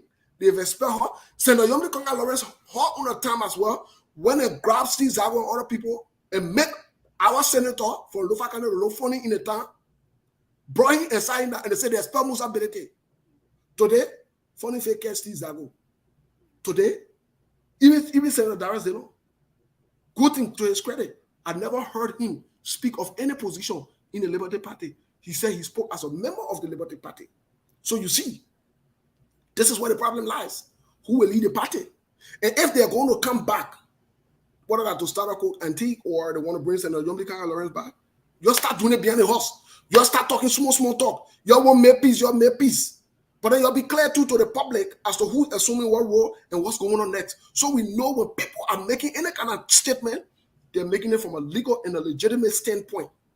This is where the confusion has been. How can you guys bring in lots of different leaders? The only position I know so far that was open is the Senate bearer position or the political leader position. So how can Senator Yomlikanga Lawrence go and write a letter on behalf of the party and even have the ex-secretary general when they have already turned this document in a long time ago. So then where do you leave my people and other people? My question to the Liberty Party now, Mr. Kane, and my question to you looking for the offside is this. You knowing all the key players within the Liberty Party to some extent, here's my question to you. Do you think the Liberty Party would come back with all this vague thing that they're doing together as they were before? Because there's a lot of bad blood here. We're joking with it, but these are public record. These are things that are on record. The fight the fight between both leaders. If you ask whether the Liberty Party will come back like where they were before, Liberty Party can even be better if they strengthen their stance and be more robust and be more actionable, not just talking, especially not just talking on Facebook or on radio. Liberty Party has a lot of great people in it. Don't get me wrong, normally it's one of them. But they made mistakes, all of them combined. But the problem now is the unwillingness on the part of Senator Yomli Kanga Lawrence to recognize her mistake as a leader for allowing this thing to slip away. That is a major problem. But to say the Liberty Party can come out, of course. Liberty Party is not Musability.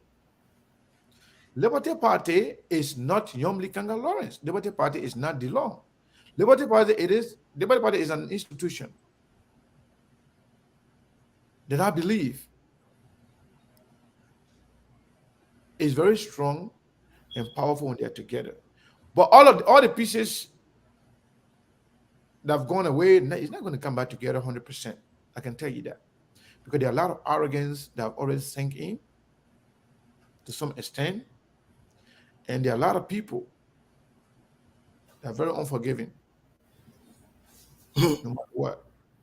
So, in short, in the end, some will lose political relevance. Some individual within the party will lose political relevance,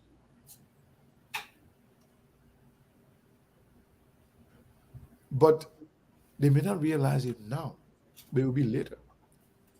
Or maybe somehow the reality is sinking in little by little. But I can tell you, Steve, if the Liberty Party want to be stable, you got to be robust, you got to be fast, you got to be strategic, and you got to be forceful. You know, when Dylan said we'll fight, we will do this, we will do that. Yeah, we saw him flexing muscle and everything. But what is in that muscle is yet to be seen. When Dylan said we'll take political action or vague political action without stating as to what that entails, people, the major bluffing. People, that's what people are going to say. Dylan, is he going to lead protest? Where is he going to protest? To NEC office or to the Supreme Court? One thing you said I want to go back to before I land on this particular issue, Steve. You cannot overlook small things, especially when it's legal. Sometimes some of those things are used as a trap. But if you eradicate some of those things from your way, you can go a long way. But if you are restricted, or if you are somehow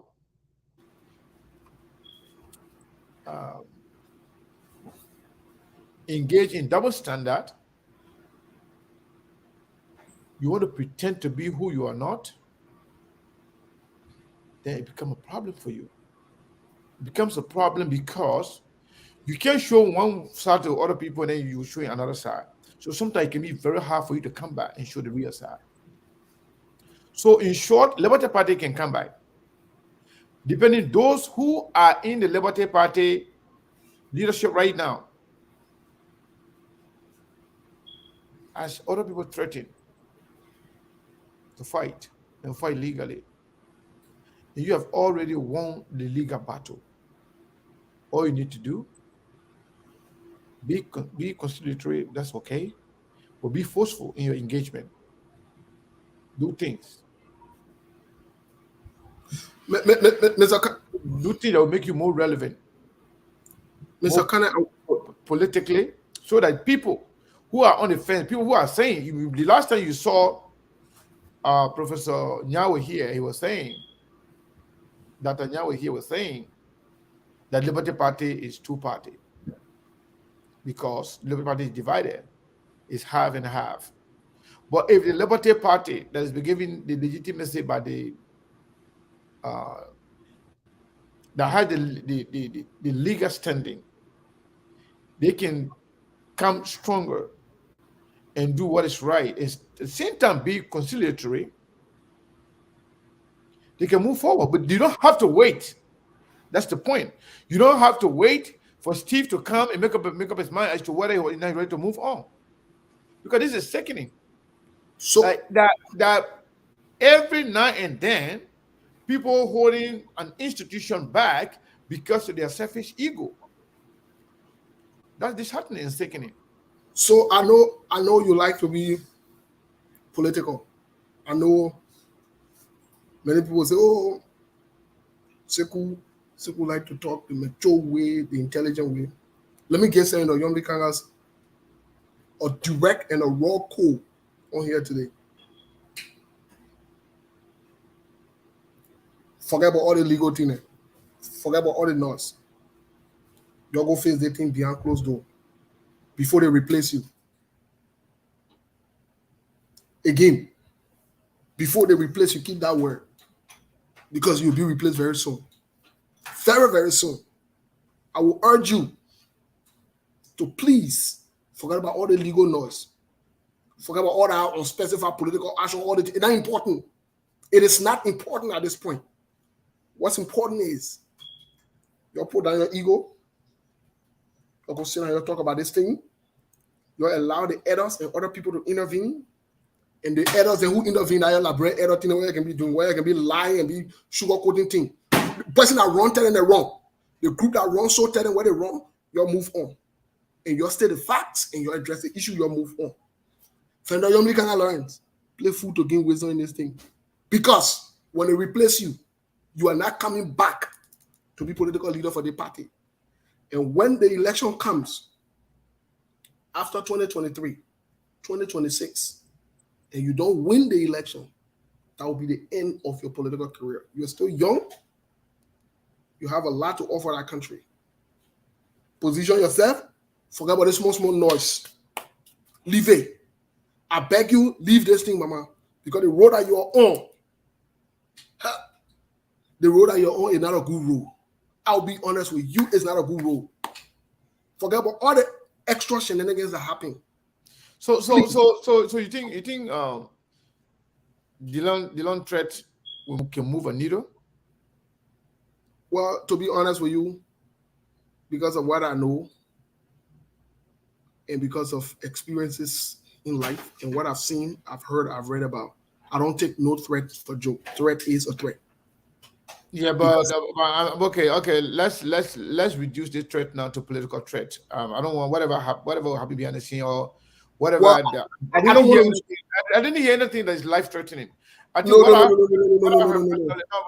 listen to what I'm saying. I did not hear anything that is life threatening. But politically, when a political person, actor, threaten, people kind of like, somehow mind will go on few things. You take legal action, and this legal action, the Supreme Court has already given their position. and you take a legal action against NEC, NEC is the one that is clothed with the authority to manage the affairs or election affairs in the country. So the next thing would be that eliminate that part. The legal recourse is you're not going to win anything, as far as we are concerned right now, as the way it looks right now. So the longer no political will to win any legal way to win anything right now, as is. So the next thing would be maybe civil disobedience, civil unrest, maybe cause violent protest or maybe peaceful protest, whatever it is. But you think Dillon is strong enough to even do anything beyond that? Because I know very well Dillon was a part of two major protests that we have seen, and we know exactly how those things ended. I'm not sure if he has the backbone, the spine to actually do something that will cause any form of violence. If the legal recourse is not on your side, and you are not strong enough for the violent aspect, then where would that leave you? Mr. Kane, I go back to my initial statement. I don't take any threat for joke, whether it's political, social, however you want to term it. Anybody could act up on that. You could claim it that you want to restrict it to a political threat. That's fine. That is your right. But I'm seeing this from a bigger picture, especially when you're in a country that is polarized. Dillon can come back tomorrow and take it back. And let him take it back. I will be happy for him to take it tomorrow back. and take that threat back. Even Exactly. tonight on your show, maybe you can take it back. You know why? You know why? Yeah. It's good. Because then guess what happened, Mr. Kane? There's already bad blood. Let me say this thing. There is already bad blood for this neck that we are seeing. Remember, United Party just lost the election. And they were threatening civil unrest too. Wow. Exactly. Did you see something? Lead that part. It's the same thing. People just threatening, and then those are empty threats. Mr. Kane. You know, most of these guys, most of the political actors in Liberia, they are a bunch of political. I mean, they are a bunch of toothless Buddha, very big and loud, but they can't bite. Mr. Kane, let me tell you the truth. I will not make a generalized threat. I will be strict to what I will do. I will be clear. But the message politically and legal and within the confines of the law. So here is it now. That's not clear. So here is it now. Politically, we're in the confines of the law, right? Politically, we're in the confines of the law. That is what's stated, right? Yeah. When you add up, there will be unrest. Yeah. When you add up the other extra that he put there, why is somebody going and throws petrol bomb on the other house tonight? What do you say? Some people hold Dillon responsible. That's what people, they're only responsible because some people, but legally too, he can't hold you responsible as long as he's not caught in the act. Okay. Until he can be proven guilty. My advice to Some people will. My advice to Senator Darius Dillon, take that statement back or be clear on exactly what you will do. Simple. You could say we will take political action and our political action entails X, Y, and Z. You could say I will take legal action even if it costs us going back to the Supreme Court. That means you are clear. Oh no, we will take political action. And in fact, he said, not the actions that are going to be taken by him that he's going to lead, they're going to be leading by him, that he's going to lead, is going to be action taken by partisan Dillon, not Senator Dillon. That means he's not going to use his office to ensure any any mechanism that will solve the problem. He's not going to use his office. Well, that doesn't make any sense. Let me tell you why. Just this weekend, representatives got handcuffed. Representative within the U.S. Congress, they got handcuffed. And when the journalists were reporting, they called and they said, Representative this, even though they were in protest to the most recent abortion laws, most of them were Democrats representative. Even though they were in protest, why did they didn't say it? Those citizens, because they're off work, they're not represented today, they're being arrested. Look at those citizens being arrested. But let me say this: those titles don't go away. So Senator Darrell Dillon, all the politicians, like, but please, when you're talking, don't say you're not speaking your capacity as this, or you're not speaking. My friend, you are. Are we going to open the line today? Yeah, let's open the line here for our people a little bit, please. Okay.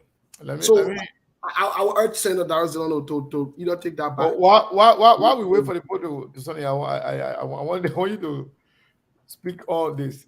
You said, when I said, if people are not careful, that some people will lose political relevance. You see, I was being diplomatic.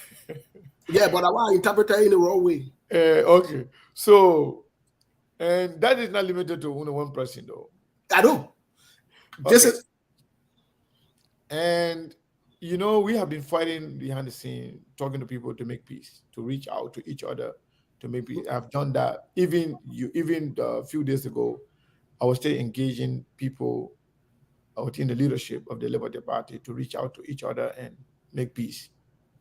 And I still maintain the fact that it's not necessary to burn down your own house for other people. But people are still engulfed in bigotry and arrogance, thinking that, I'm bigger than this person, or maybe I'm better than this person, or maybe this person, I made this person, that. Forgetting to know that politics is different. Politics is not church. Politics is not mosque. Politics can be deceptive, can be deceitful. You can be for politics full of a lot of surprises. And sometimes too, you are looking somebody, that person can be politically mature than you. Maybe you think you are in a political position. Being in a political position does not make you politically mature. I've seen a lot of people that are now today representatives and senators, but they are so dumb politically. They were just lucky to get those positions. I've seen that a lot. I've seen senators and representatives that can't even express themselves politically. But because they were fortunate to get into position, they think they are smarter or they are politically equipped or mature than you, because you are sitting here talking. So we'll open the line. Call in. Tell us. Why are you putting the number on that? Let me say this. Unless that human being come from another planet or from another world, there is no man or woman that will stop me from achieving my goal. I say this to say that if the Unity Party, the Liberty Party partisans, the leaders, especially Senator Yomli Kanga Lawrence, who has a bigger political future as we speak, Senator Darrell Dillon, really want this, they can have this. Sometimes you got to play fool to gain wisdom. That not every battle you can fight. That not everybody you can fight. Sometimes you make peace for the bigger good, and you make genuine peace. I'm not just saying peace. Okay. Let me ask you. Let me ask you before we get a call, Steve. All the extra. Steve, let me ask you before we get a call, right? Yeah. Let's forget about Yomli for a second. Let's discuss Dillon just a minute. Dillon got elected because of CPP twice. Dillon got his relevance because of CPP. And by extension, Dillon is a senator of the Liberty Party. And if Dillon is divorcing from the Liberty Party. Now that they are out of, he he's out of the CPP. You think Dillon will have any political relevance moving forward, if at all he decides 100% to go on the one-man mission that he is on right now? You think he will still have a political relevance? Well, let me say this about Senator Darius Dillon, who is a friend. I've come to be a friend to Senator Darius Dillon. Let's forget about all the politics. Yeah. I think, in all honesty, Senator Darius Dillon has some very good politics in him. I can take that from him. I think he understands whether that is Senate, he understands it. He understands the political arena to some extent. I think he's made some very big mistakes that would have put some serious dent and question not only on his ability to become the face or a national figure down the line, but an icon. Let me tell you something, Mr. Kane.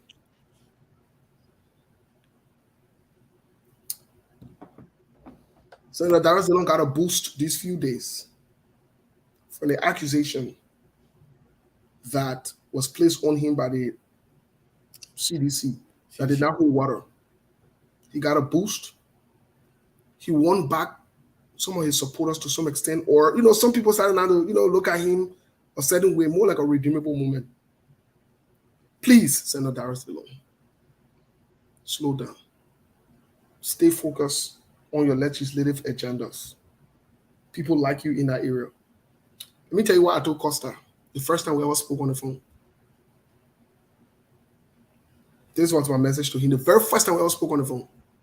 This is what I told Costa. I say, if you ever want to run for politics in Liberia, do the transition.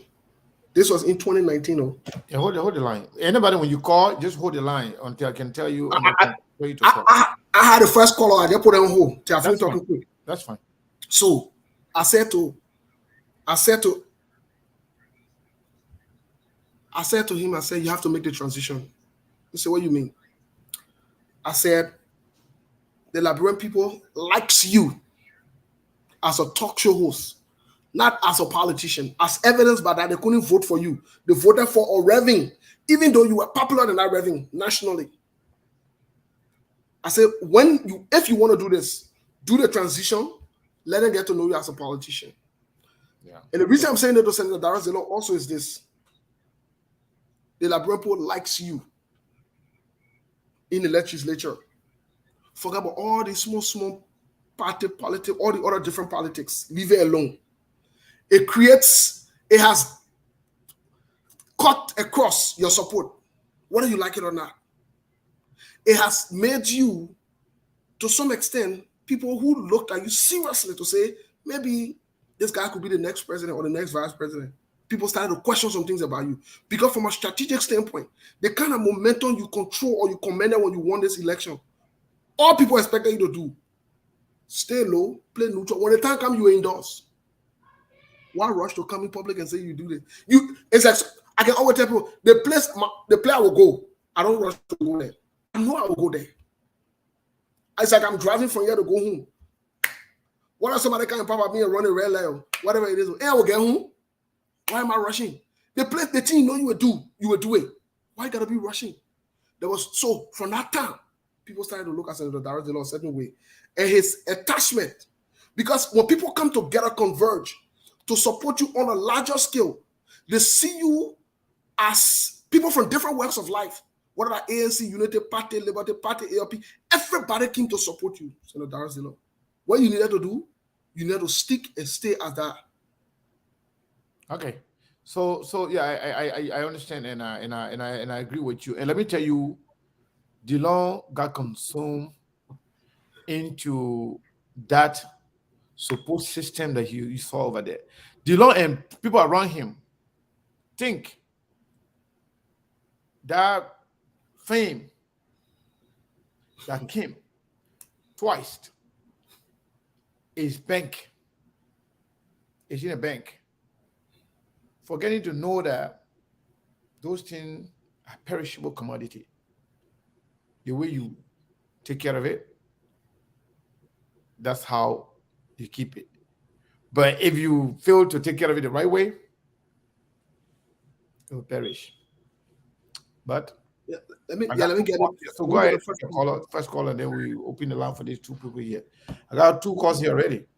One of my best friends today. One of my best friends, Mr. Robin. Good to see you. Miss you.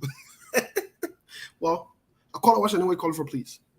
Hi, this is Ben, the undercover citizen calling from Minnesota. How are you? My man, your Minnesota people. What do you say? So, man, come on. So, here is what I have to say about Darrell Dillon. You know, Darrell Dillon is so confused, and sometimes I don't blame him why he's so confused. This young man does not understand that NEC is a regulatory body that is responsible for election issues in the country. And sometimes it's saddening when he says that, oh, NEC, you don't have nothing to do with our problem. Who regulates issues when it comes to election in the country? It's NEC. But he seems not to understand that simple ABC. Okay, if you think NEC does not have no regulation over your party, go and form your own organization and see who regulates them. but I mean, someone needs to tell him so he can stop saying that mess over and over. And when you had this girl on the show, Charlene, there was something strategic that she said. I don't know if you guys pick it up. She referenced NEC, and she said, look, NEC, we have to respect what NEC says, even though we might not agree with their ruling, but they are the regulatory body, so we have to listen to them. Yep. And I hope Darrell Dillon need to go back and listen to that tape. And I know where Charlene is coming from. She don't want to appear that she is taking sides. So that is the only reason why she's trying to play political smart. The other issue here with regards to the possibility issue, the Supreme Court seems to mean that they did not recognize the suspension for Youngly. Because if they had recognized it, there would be no reason for that meeting. But for the fact that the court called to that meeting, it means that the court is still recognizing law as the leader for the party. However, the court did not go into the merit of the suspension. So maybe if they had gone into the merit of that suspension, that Musa issue, then yes, we would have said something else. But as it stands, Youngly, the court is still looking at Youngly as the head of the party, which is so confusing because NEC is not seeing Youngly as the head of the party. NEC is seeing Musa. And Supreme Court is also looking at Youngly as the head. So these people have to come together But the Supreme Court upheld everything NEC recognizes Musa, but the Supreme Court again had to call Youngly. Why did you call Youngly when Musa? We can correct him. Ben, before you go, let me make this clarity here. It is evident that NEC only addresses, for the most, let me say NEC, the Supreme Court would only deal with constitutional legal issues. Mm-hmm. So the fact that they had a problem with their constitution. Now, mind you, Senator Youngly Kanga Lawrence was expelled from her position as a political leader, not from the party. Let's get that clear. So, fast forward, the Supreme Court recognizes Youngly as a shareholder in the party, as a member of the party, not as a political leader. As evidenced by that, if you go to the most recent ruling that came out January 28th, if you go to that ruling, Senator Youngly Kanga Lawrence, Steve Zago, and I think Jacob Smith, all three of them, they refer to them as ex-leaders of the party. Go read that communication. I will send the communication to you. So that it's not January 28th. I think it's June. June 28th. I mean, sorry, not January. June 28th from the Supreme Court. Oh, okay. From Justice Lowe. So right. I agree with you that yes, the NEC has jurisdiction, but the neck will not rule in constitutional matters. However, That makes sense. however, the neck has the right, like you said, anything that has to do with the running day-to-day activities, submitting legal documents or whatever, the neck has the right to run it. So all the neck is saying to them today again is go to the Supreme Court. All we know, the person will recognize now, because you guys were expelled and they wrote us that you guys were expelled. We can't take legal communication from you or legal instruction from you and Jacob Smith. Right. That's simple and that's clear. So it left for them now. Let's say who said, who are they going as when they go to the Supreme Court? That is the biggest question. But right. you made a All good right. point. I hope Senator Darrell So I got two calls here. So I'll go to the first one first. I think this is Sekou Ducle from Arizona. Sekou, are you there? Yes, sir. Welcome to SKTV. Sorry for the long wait. Go ahead. No problem. Your program is interesting, so I would be patient to wait and participate. First of all, thank you for your recognition, Brother Sekou Kane. Sure. You know, the Liberia Party have a leadership issues, and people don't want to be all into themselves. Dr. Musa Hassan Belete is a legitimate chairman of Liberty Party. We out there in the United States, talk of the Liberian people know that. But because they thought they could use Musa to, like other people doing to our people way back, use you and put your money to something and then take it from you, say you're not a legitimate chairman. The only thing that, thank God, they have some legal documents that can prove that Dr. Musa Hassan Belete is the chairman of Liberty Party.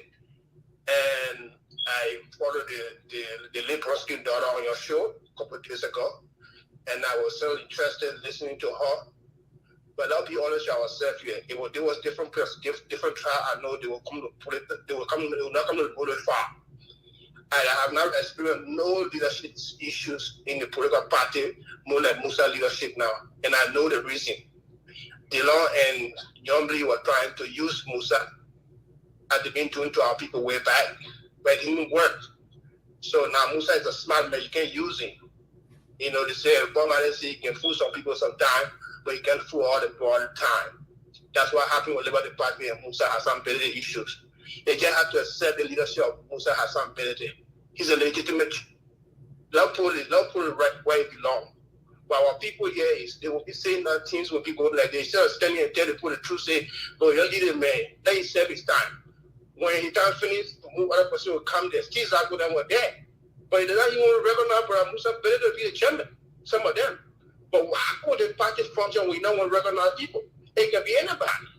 If the man qualified, this man has spent money for that party. This man bought what 25 brand new pickup for the party. He spent his own resources. They all the movement. They're not just bring Musa to the leadership. He got to be he's a bona fide member and in the suspension against young and other members of the party. It was good. Because you get around the party, you can pay your party due. Most of you went to the house there and the party sent you there. And you don't want to pay due to the party. When the men bring this law to book, and then you don't want to go by it. And I just had problem when we went to the court issue. I bring down same thing by say, yeah, Musa, what's the issue? I was suspended the people because they're not paying party due. No, I can't play with my law. This is a law. It's a constitutional. When you have a bylaw constitution for the party, you must go by it. Thank you. And the members go by that. All right. So why they can respect the young brother? When they respect Musa Belete, he's a legitimate chairman. What's wrong with the people? All right, Sekou. Thank you very much, sir. Yeah, brother. We appreciate your time. Let's go to the line here. 612, last 4 digits is 6794. What is your name and where are you calling from? Hi, Sekou. Can you hear me? Yes, sir. You're very loud and clear. All right. This is Ambassador Ronald calling from Minnesota. Ambassador Rano, how are you, sir? Yeah, good. It's been a while. But quick to the issue, right? Yeah, go ahead. You know, I listen to you guys carefully, and I'm sitting asking myself, what is the conflicting issue here? There's nothing conflicting. When we all remember when how you call it, Serena first dropped the case against Alexander Cummings based on the Supreme Court ruling. We all remember that. Similarly, should be done to Election Commission. If election commission comes in and solve an election matter, who is election commission? If the Supreme Court comes in and solve election commission problem, who is election commission to argue that? The Supreme Court is the highest Lord of the land. And they came in and allow you, Musa, to sit on a table with the political leader you claim that does not have a say in the party anymore. And you accepted to sit on the same table with the same political leader to solve issues regarding constitution. How come? Are you turning around and rewriting something to election commission? That's not right. Musa Belede shouldn't be doing that. He's messing things up here. As a matter of fact, analytically, Supreme Court already solved the matter in Liberty Party. Musa, you remain chairman. Yombly, you remain political leader. That's why you guys came together. No. That's not how it works. The Supreme Court can't. That's what it implies. Yeah, but that's not how it works, and that's not how Supreme Court works. Supreme Court got no business as to telling people who is what in their respective party. Yes, the Supreme Court called a conference because there were problems going on in the party, and a party to the problem went to the Supreme Court. So yes, it was okay for all of them. Let me say this. It was okay for all of them to have gone there and sat and have a conversation.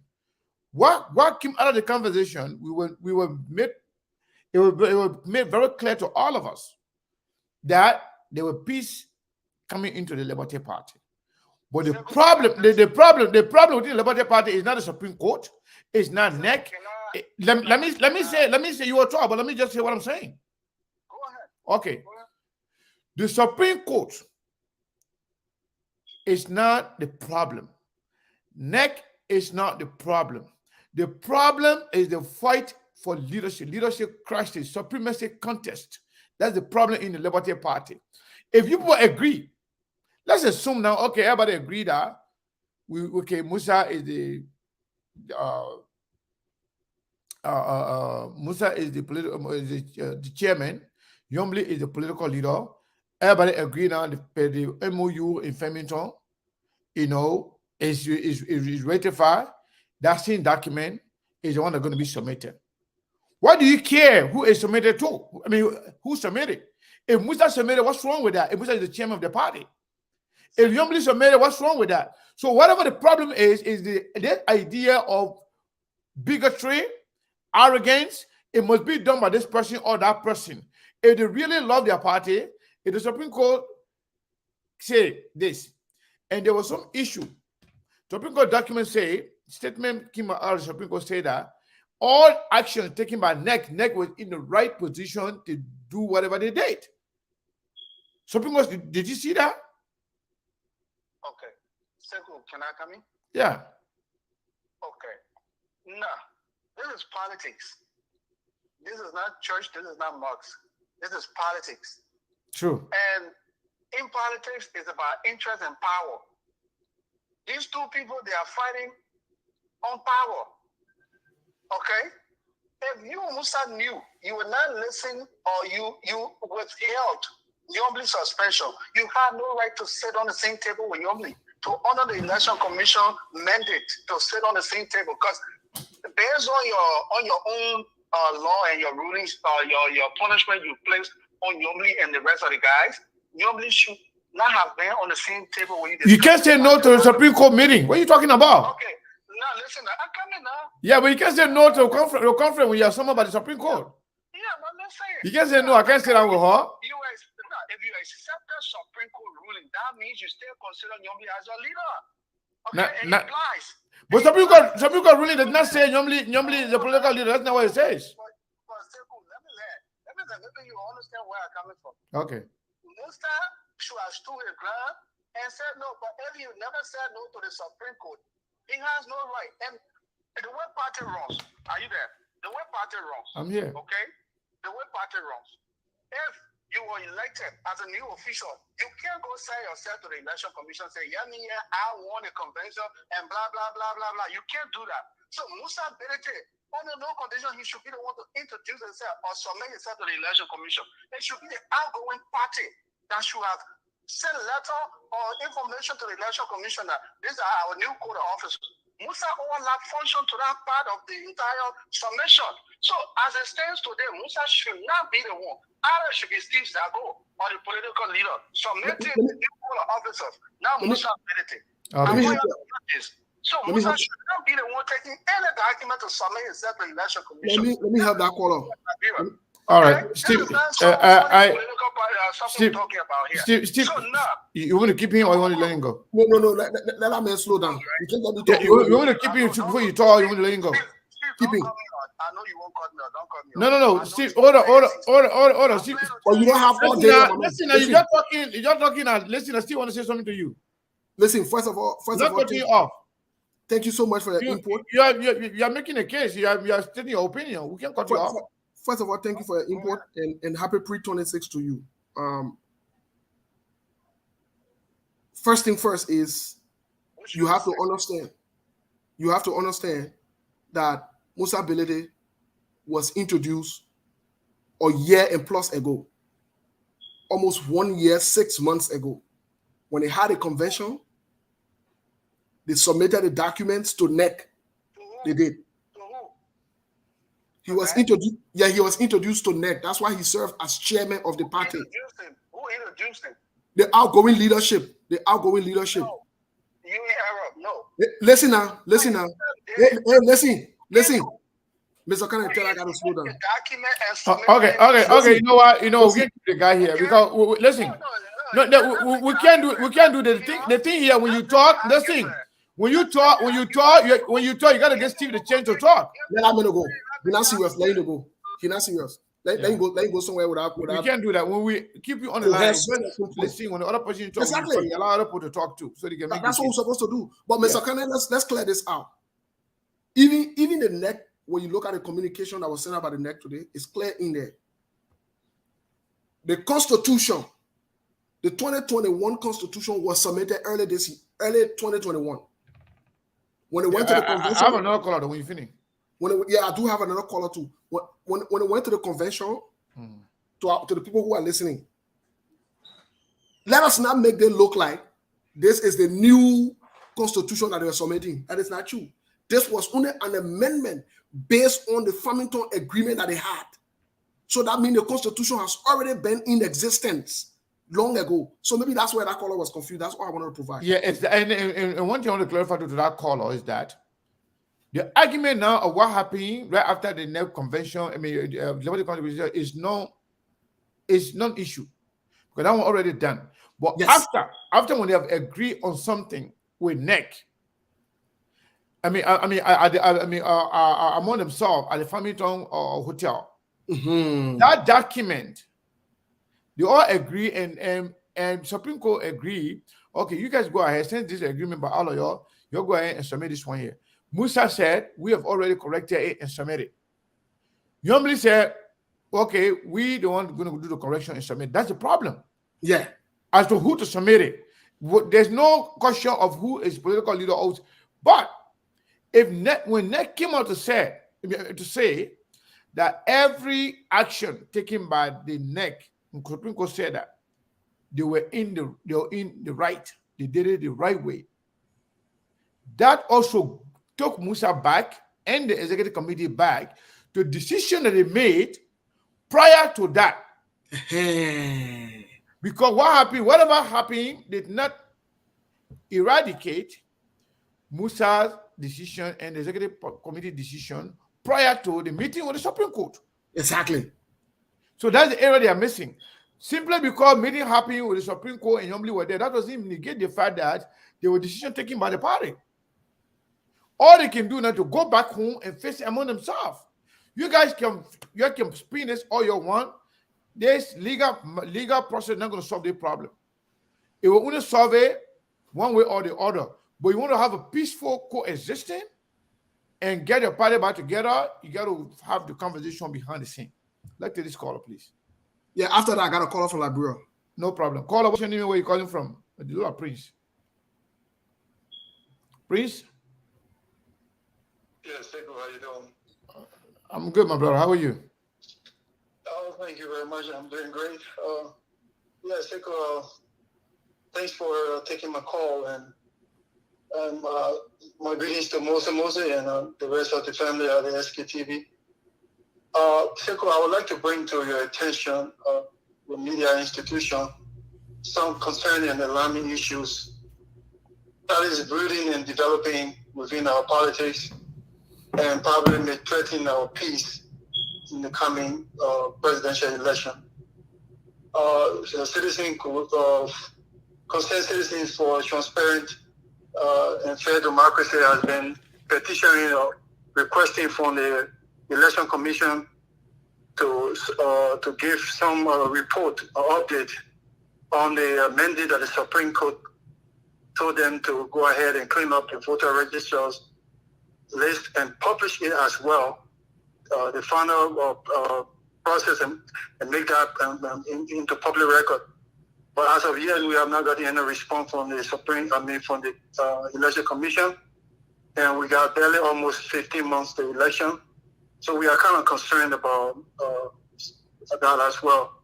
So we are hoping that your media institution can take this into consideration and perhaps kind of bring it into public debate and public scrutiny, so we can see what the election commission, if they have done that, what the Supreme Court has mandated. If they have not done it, and then we will be questioning. The coming election will have a lot of question about it. So that's why I thought to bring it to the attention of SKTV. So perhaps you guys can make that a priority or issue that we can be discussing. For sure. So we are coming to the general presidential election. All right, bro. Thank you very much. That's very important. Very much. Yeah, we take We'll note. highlight that. Yeah, I got a caller here. Yes, sir, Caller. thank you. Yeah. Go ahead, Steve. Let me get the caller off and put it on the phone. Let me get him on. Yeah, hold on, caller, hold on. Let me put your speaker, please. Hold on. Hello?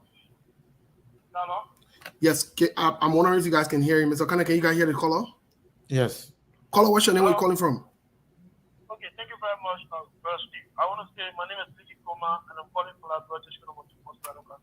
Yes, Sidiki Kroma, go ahead. The issue about the Liberia Party, you know, most of friends don't follow issues for things happening in the country. The Liberia Party, the Young Kanga and Passion and Dillon and the other folks, they want to fund the far innovative of prohibition, that is to stop all the decisions that was taken by the National Executive Committee of the Liberia Party through the leadership of Mr. Musa Benedict. And they both denied that rate of prohibition. Since then, but nobody spoke about it. Then when they were in the court, the justice in chamber told them for them to go and make any errors that was made in the Liberia Party constitution collectively, not separately. So Youngly and our guys, they went, the state and did the correction, separately, leaving Chamberlain and the other guys out. So they went to submit their own version of the correction of the date. So when they presented that to the NEC, Mr. Pelosi also sent a communication to the NEC, informing the NEC that those guys, the version of the constitution they presented, they're not even the legitimate member of the Liberty Party, they were suspended. And then when you look at that, the rate of prohibition is presented, and that was rejected by the Supreme Court, that prohibition even indicated that, nobody and the other guys, that suspension still hold, because they were asking for all the decisions that were taken to be, trapped or to be put on hold. But the court rejected it. So now, based on the court reply to that letter, that they don't recognize that own correction they made in the constitution, that everybody coming after terminability. And even today, terminability issue a statement. And the statement issue does not sound anything like starting or trying to show power. The man spoke about the constitution, the man spoke to reunite the Liberty Party. But those folks, because of their own great interest, because they want to support the old men have been suffering the Liberian people to where we are today, and then that is why you see all of them fighting terminability. And to be frank with all of you, terminability is a legitimate chairman. And let's make that very clear, that the only ability. So if they want to work on anything about the constitution of the Liberty Party, they don't come to terminability or work alone, they think that whatever position that was made in the constitution, I think that's the best way to go forward. Thank you very much, Steve. Thank you. All right, we have another caller here. I hope. Let me see here. Caller, what is your name and where are you calling from? Circle, this is me, Randall. I just called back because you cut me off. Yeah, because that's not how we do here. We don't even keep people on the line here. But when I respect to you, try to keep you on the line to have a conversation with Steve. Then you cutting me off. You don't want to listen, and we don't do that. If we listen to you, you listen. When you finish, then you can come in and say anything you want to say. We're not going to stop you or control you or dictate to you as to how to say and what to say and how to say it. But when somebody is speaking, you got to get a chance to speak. But when two of you talk at the same time, we're not gonna nobody gonna hear us. That's why I cut you off. Probably I wasn't getting sorry for that. But yeah, I'm back. So Steve, I can listen to you. All right, Steve, go ahead and make the point you want to make to him, please. Yeah, so basically, Randall, what I was saying to you earlier was even if you go back into the communication from NEC that we have privilege to, and I think the public now, I'm not sure if it's in the public yet, the communication from NEC, if you go back to it, I think I was saying that maybe you were confused about the whole constitution of the Liberty Party. This constitution was submitted sometimes early 2021. The Liberty Party's constitution, it was submitted. As a matter of fact, it was submitted. It was filed February 26, 2021. So that constitution that was filed February 26, 2021, brought Musa Beledi as chairman, and that was far after the convention. So from 2021 February to today, Musa has been the legitimate chairman. That's what I was trying to say. All they were doing is they made an amendment to this 2021 constitution, and that amendment came from the Farmington Agreement that they had. The Supreme Court said that Farmington Agreement should be into this constitution now that is already with the NEC. So the NEC is saying that they are upholding the Farmington Constitution. And what I was trying to bring up to you is this. It says they are operating on the 2021 Constitution. It makes Musa the legitimate chairman. However, the same 2021 Constitution was the Constitution that was used because by then, the political leader did not pay the due. This same 2021 Constitution was used to remove her from a leadership position. Now, when the Supreme Court called both parties, you can't refuse it. You cannot. They went there and they sat down and they listened to what the Supreme Court said. The Supreme Court said, you make sure you institute the 2021, you institute the Farmington Agreement into that 2021 Constitution that is with NEC. Now, they went back to do it. The question that we all are lingering on here is this.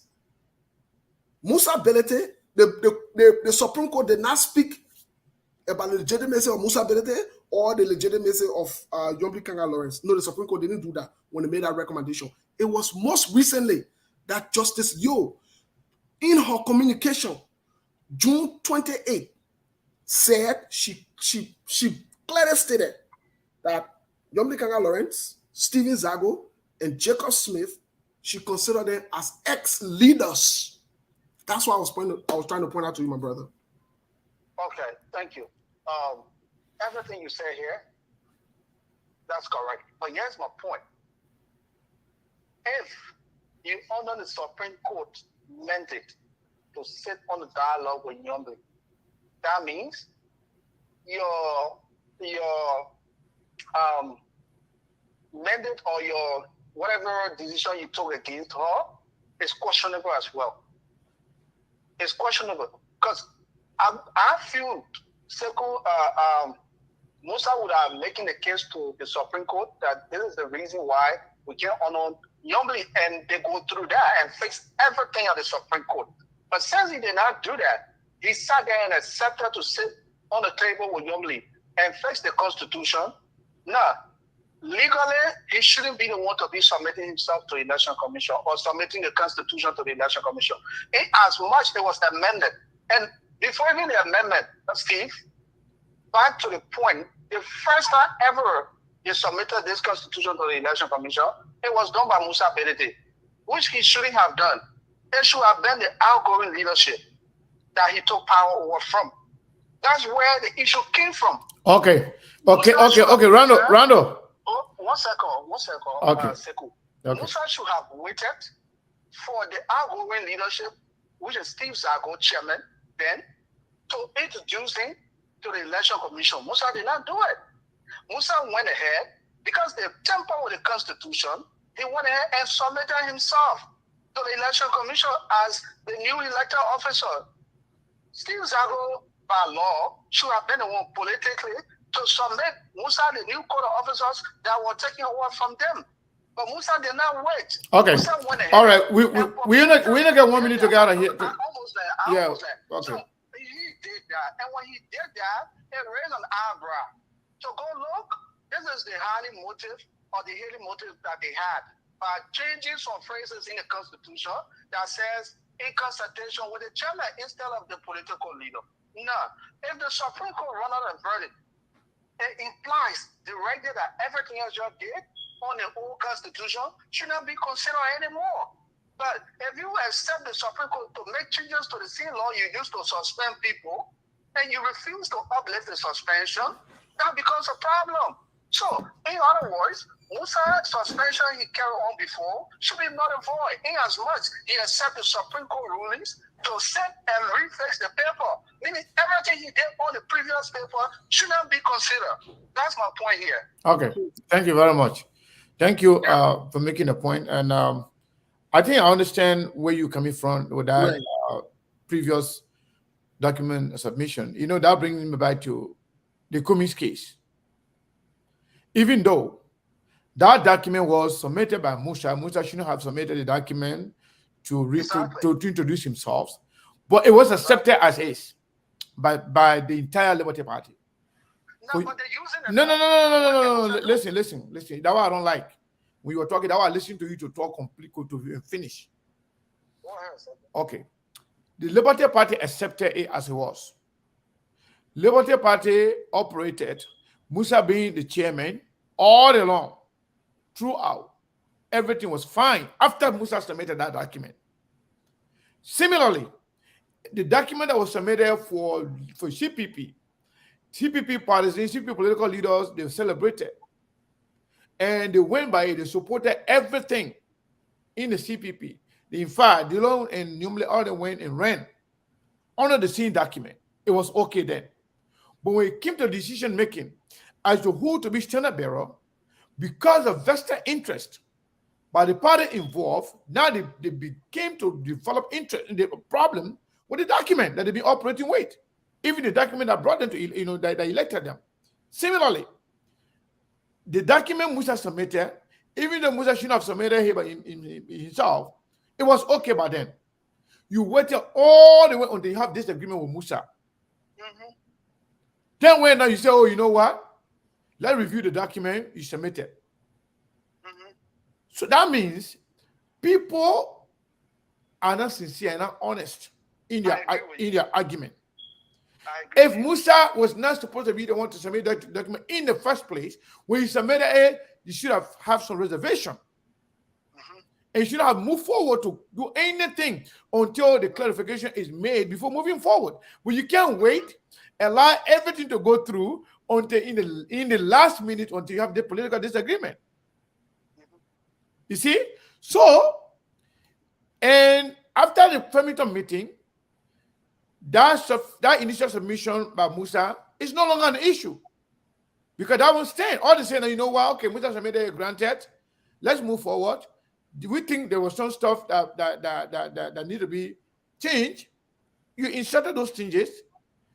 You went to Supreme Court. Supreme Court just submitted.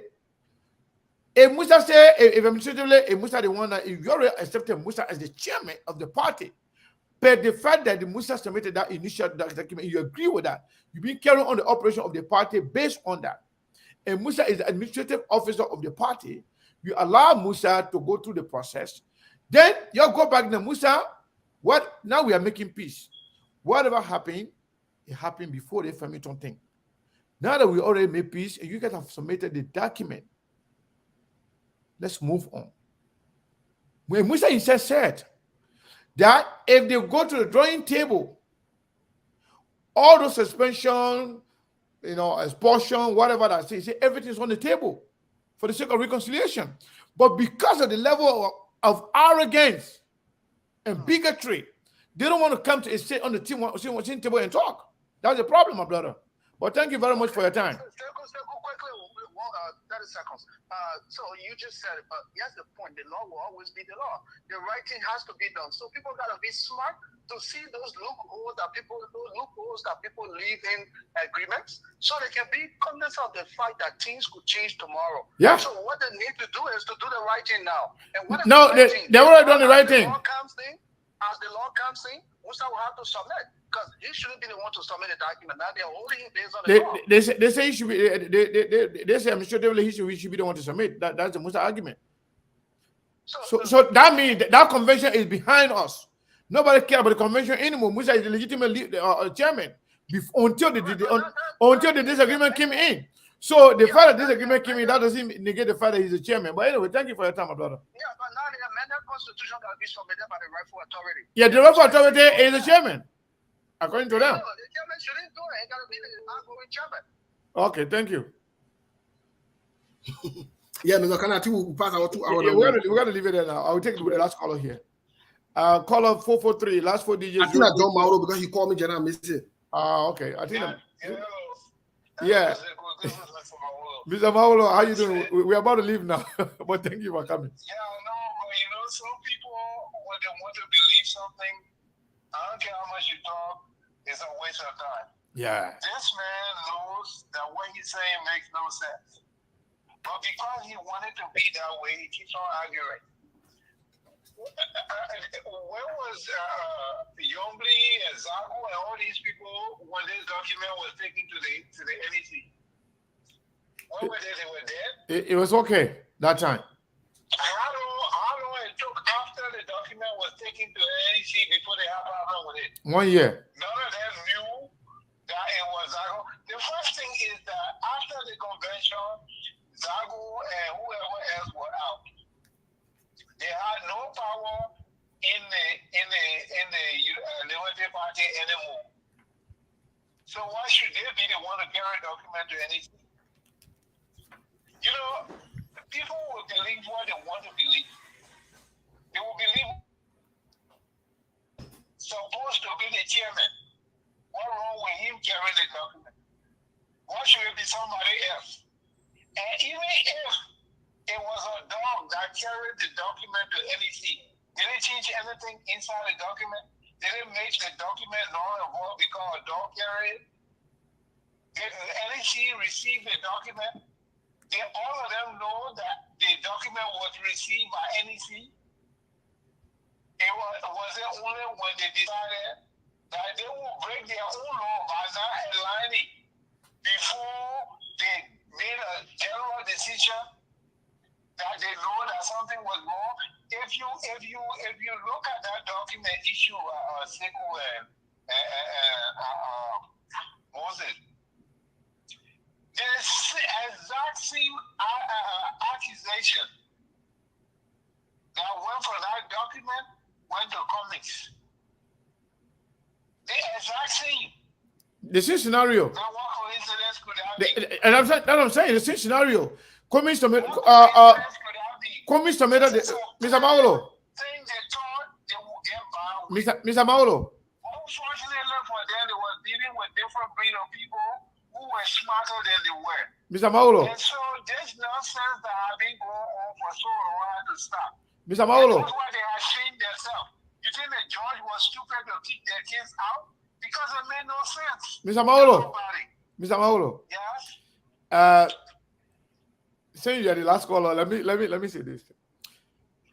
This is not a coincidence. This is well planned and thought out action. Okay, when it's in my favor, I let it roll. But when it's not in my favor, then I'll start going around to find fault in it. I don't like that. The point is, similarly, all the Benina Ure, Joseph Boaka, Yombli Kangalo, they didn't know that there was a problem that commission not supposed to submit the document until they sign it, but yet they celebrated to neck, putting their hand up. They ran on it, registered and went through the election and got elected. They didn't know it was a problem. They only recognize the problem when it affected their interest. That's bad. That's a high level of hypocrisy. I don't like that. If you know, don't accept anything to go through from the beginning. If it's not good, it's not good.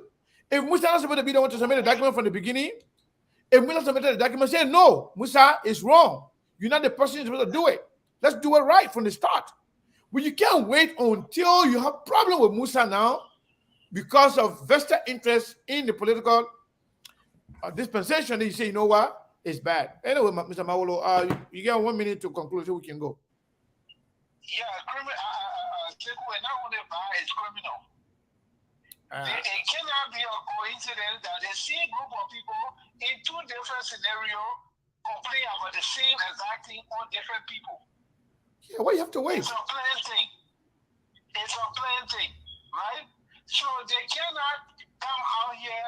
They should charge them with criminal facilitation.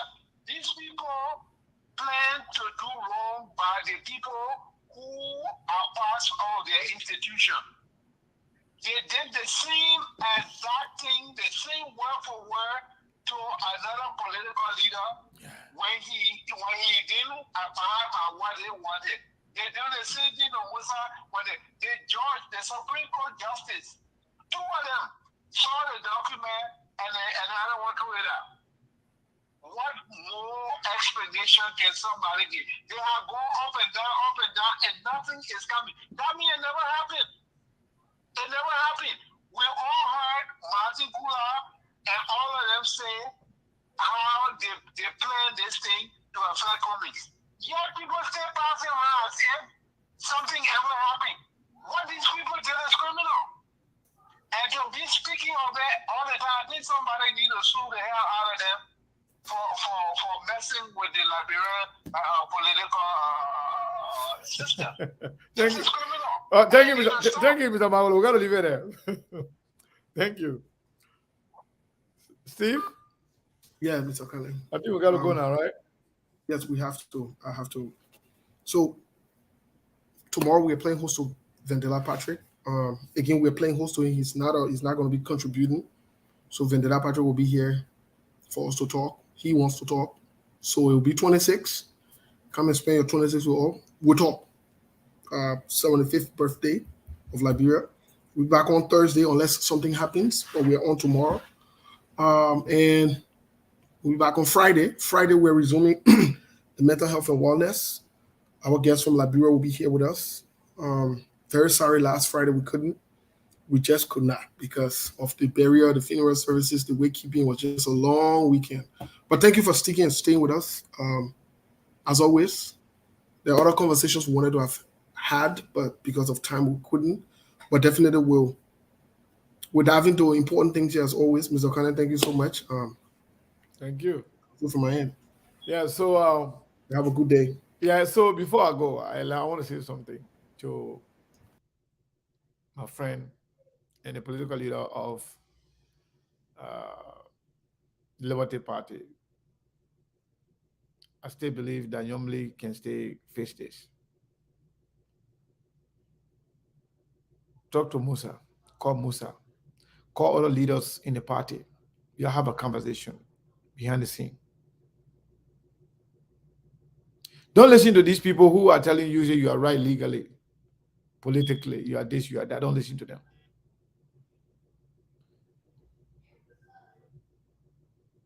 Be like a baby mama. If you were to split the baby into two, you are the loser. Liberty Party was in the CPP, or is still in the CPP, when Yomli was a political leader. When he became the chairperson of the CPP, the CPP was engulfed with a lot of infighting, specifically orchestrated by Costa and his father.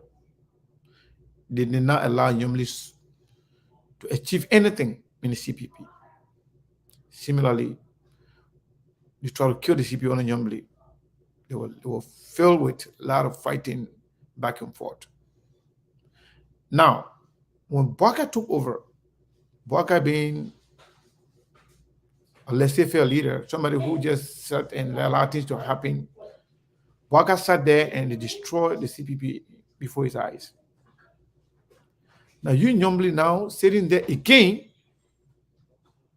people are advising, giving you wrong advice, your party being destroyed. I believe Musa Bilete, executive committee, and other people in the party, they still think they can fix the party and make it vibrant again. But I don't think it would be nice for the party you have suffered for so much to go down the drain or even to be vibrant more while you watch from the sideline. I don't think that's right. Call Musa, call everybody. I've said this in private, I will say it again in public. You guys need to put your act together. It's good for you. It's good for your political future.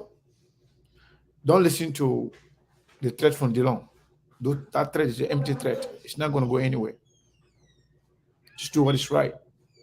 Don't worry about court. Don't worry about protest, whatever. Just call each other. Swallow the bitter pill and be a leader. That's all I got to tell you, Senator Yombly. You have a good one, folks. It was nice being here. Likewise, you guys enjoy the show. I enjoy it too. All right? So we'll cut it a day. Be blessed. We love you. And we'll be here.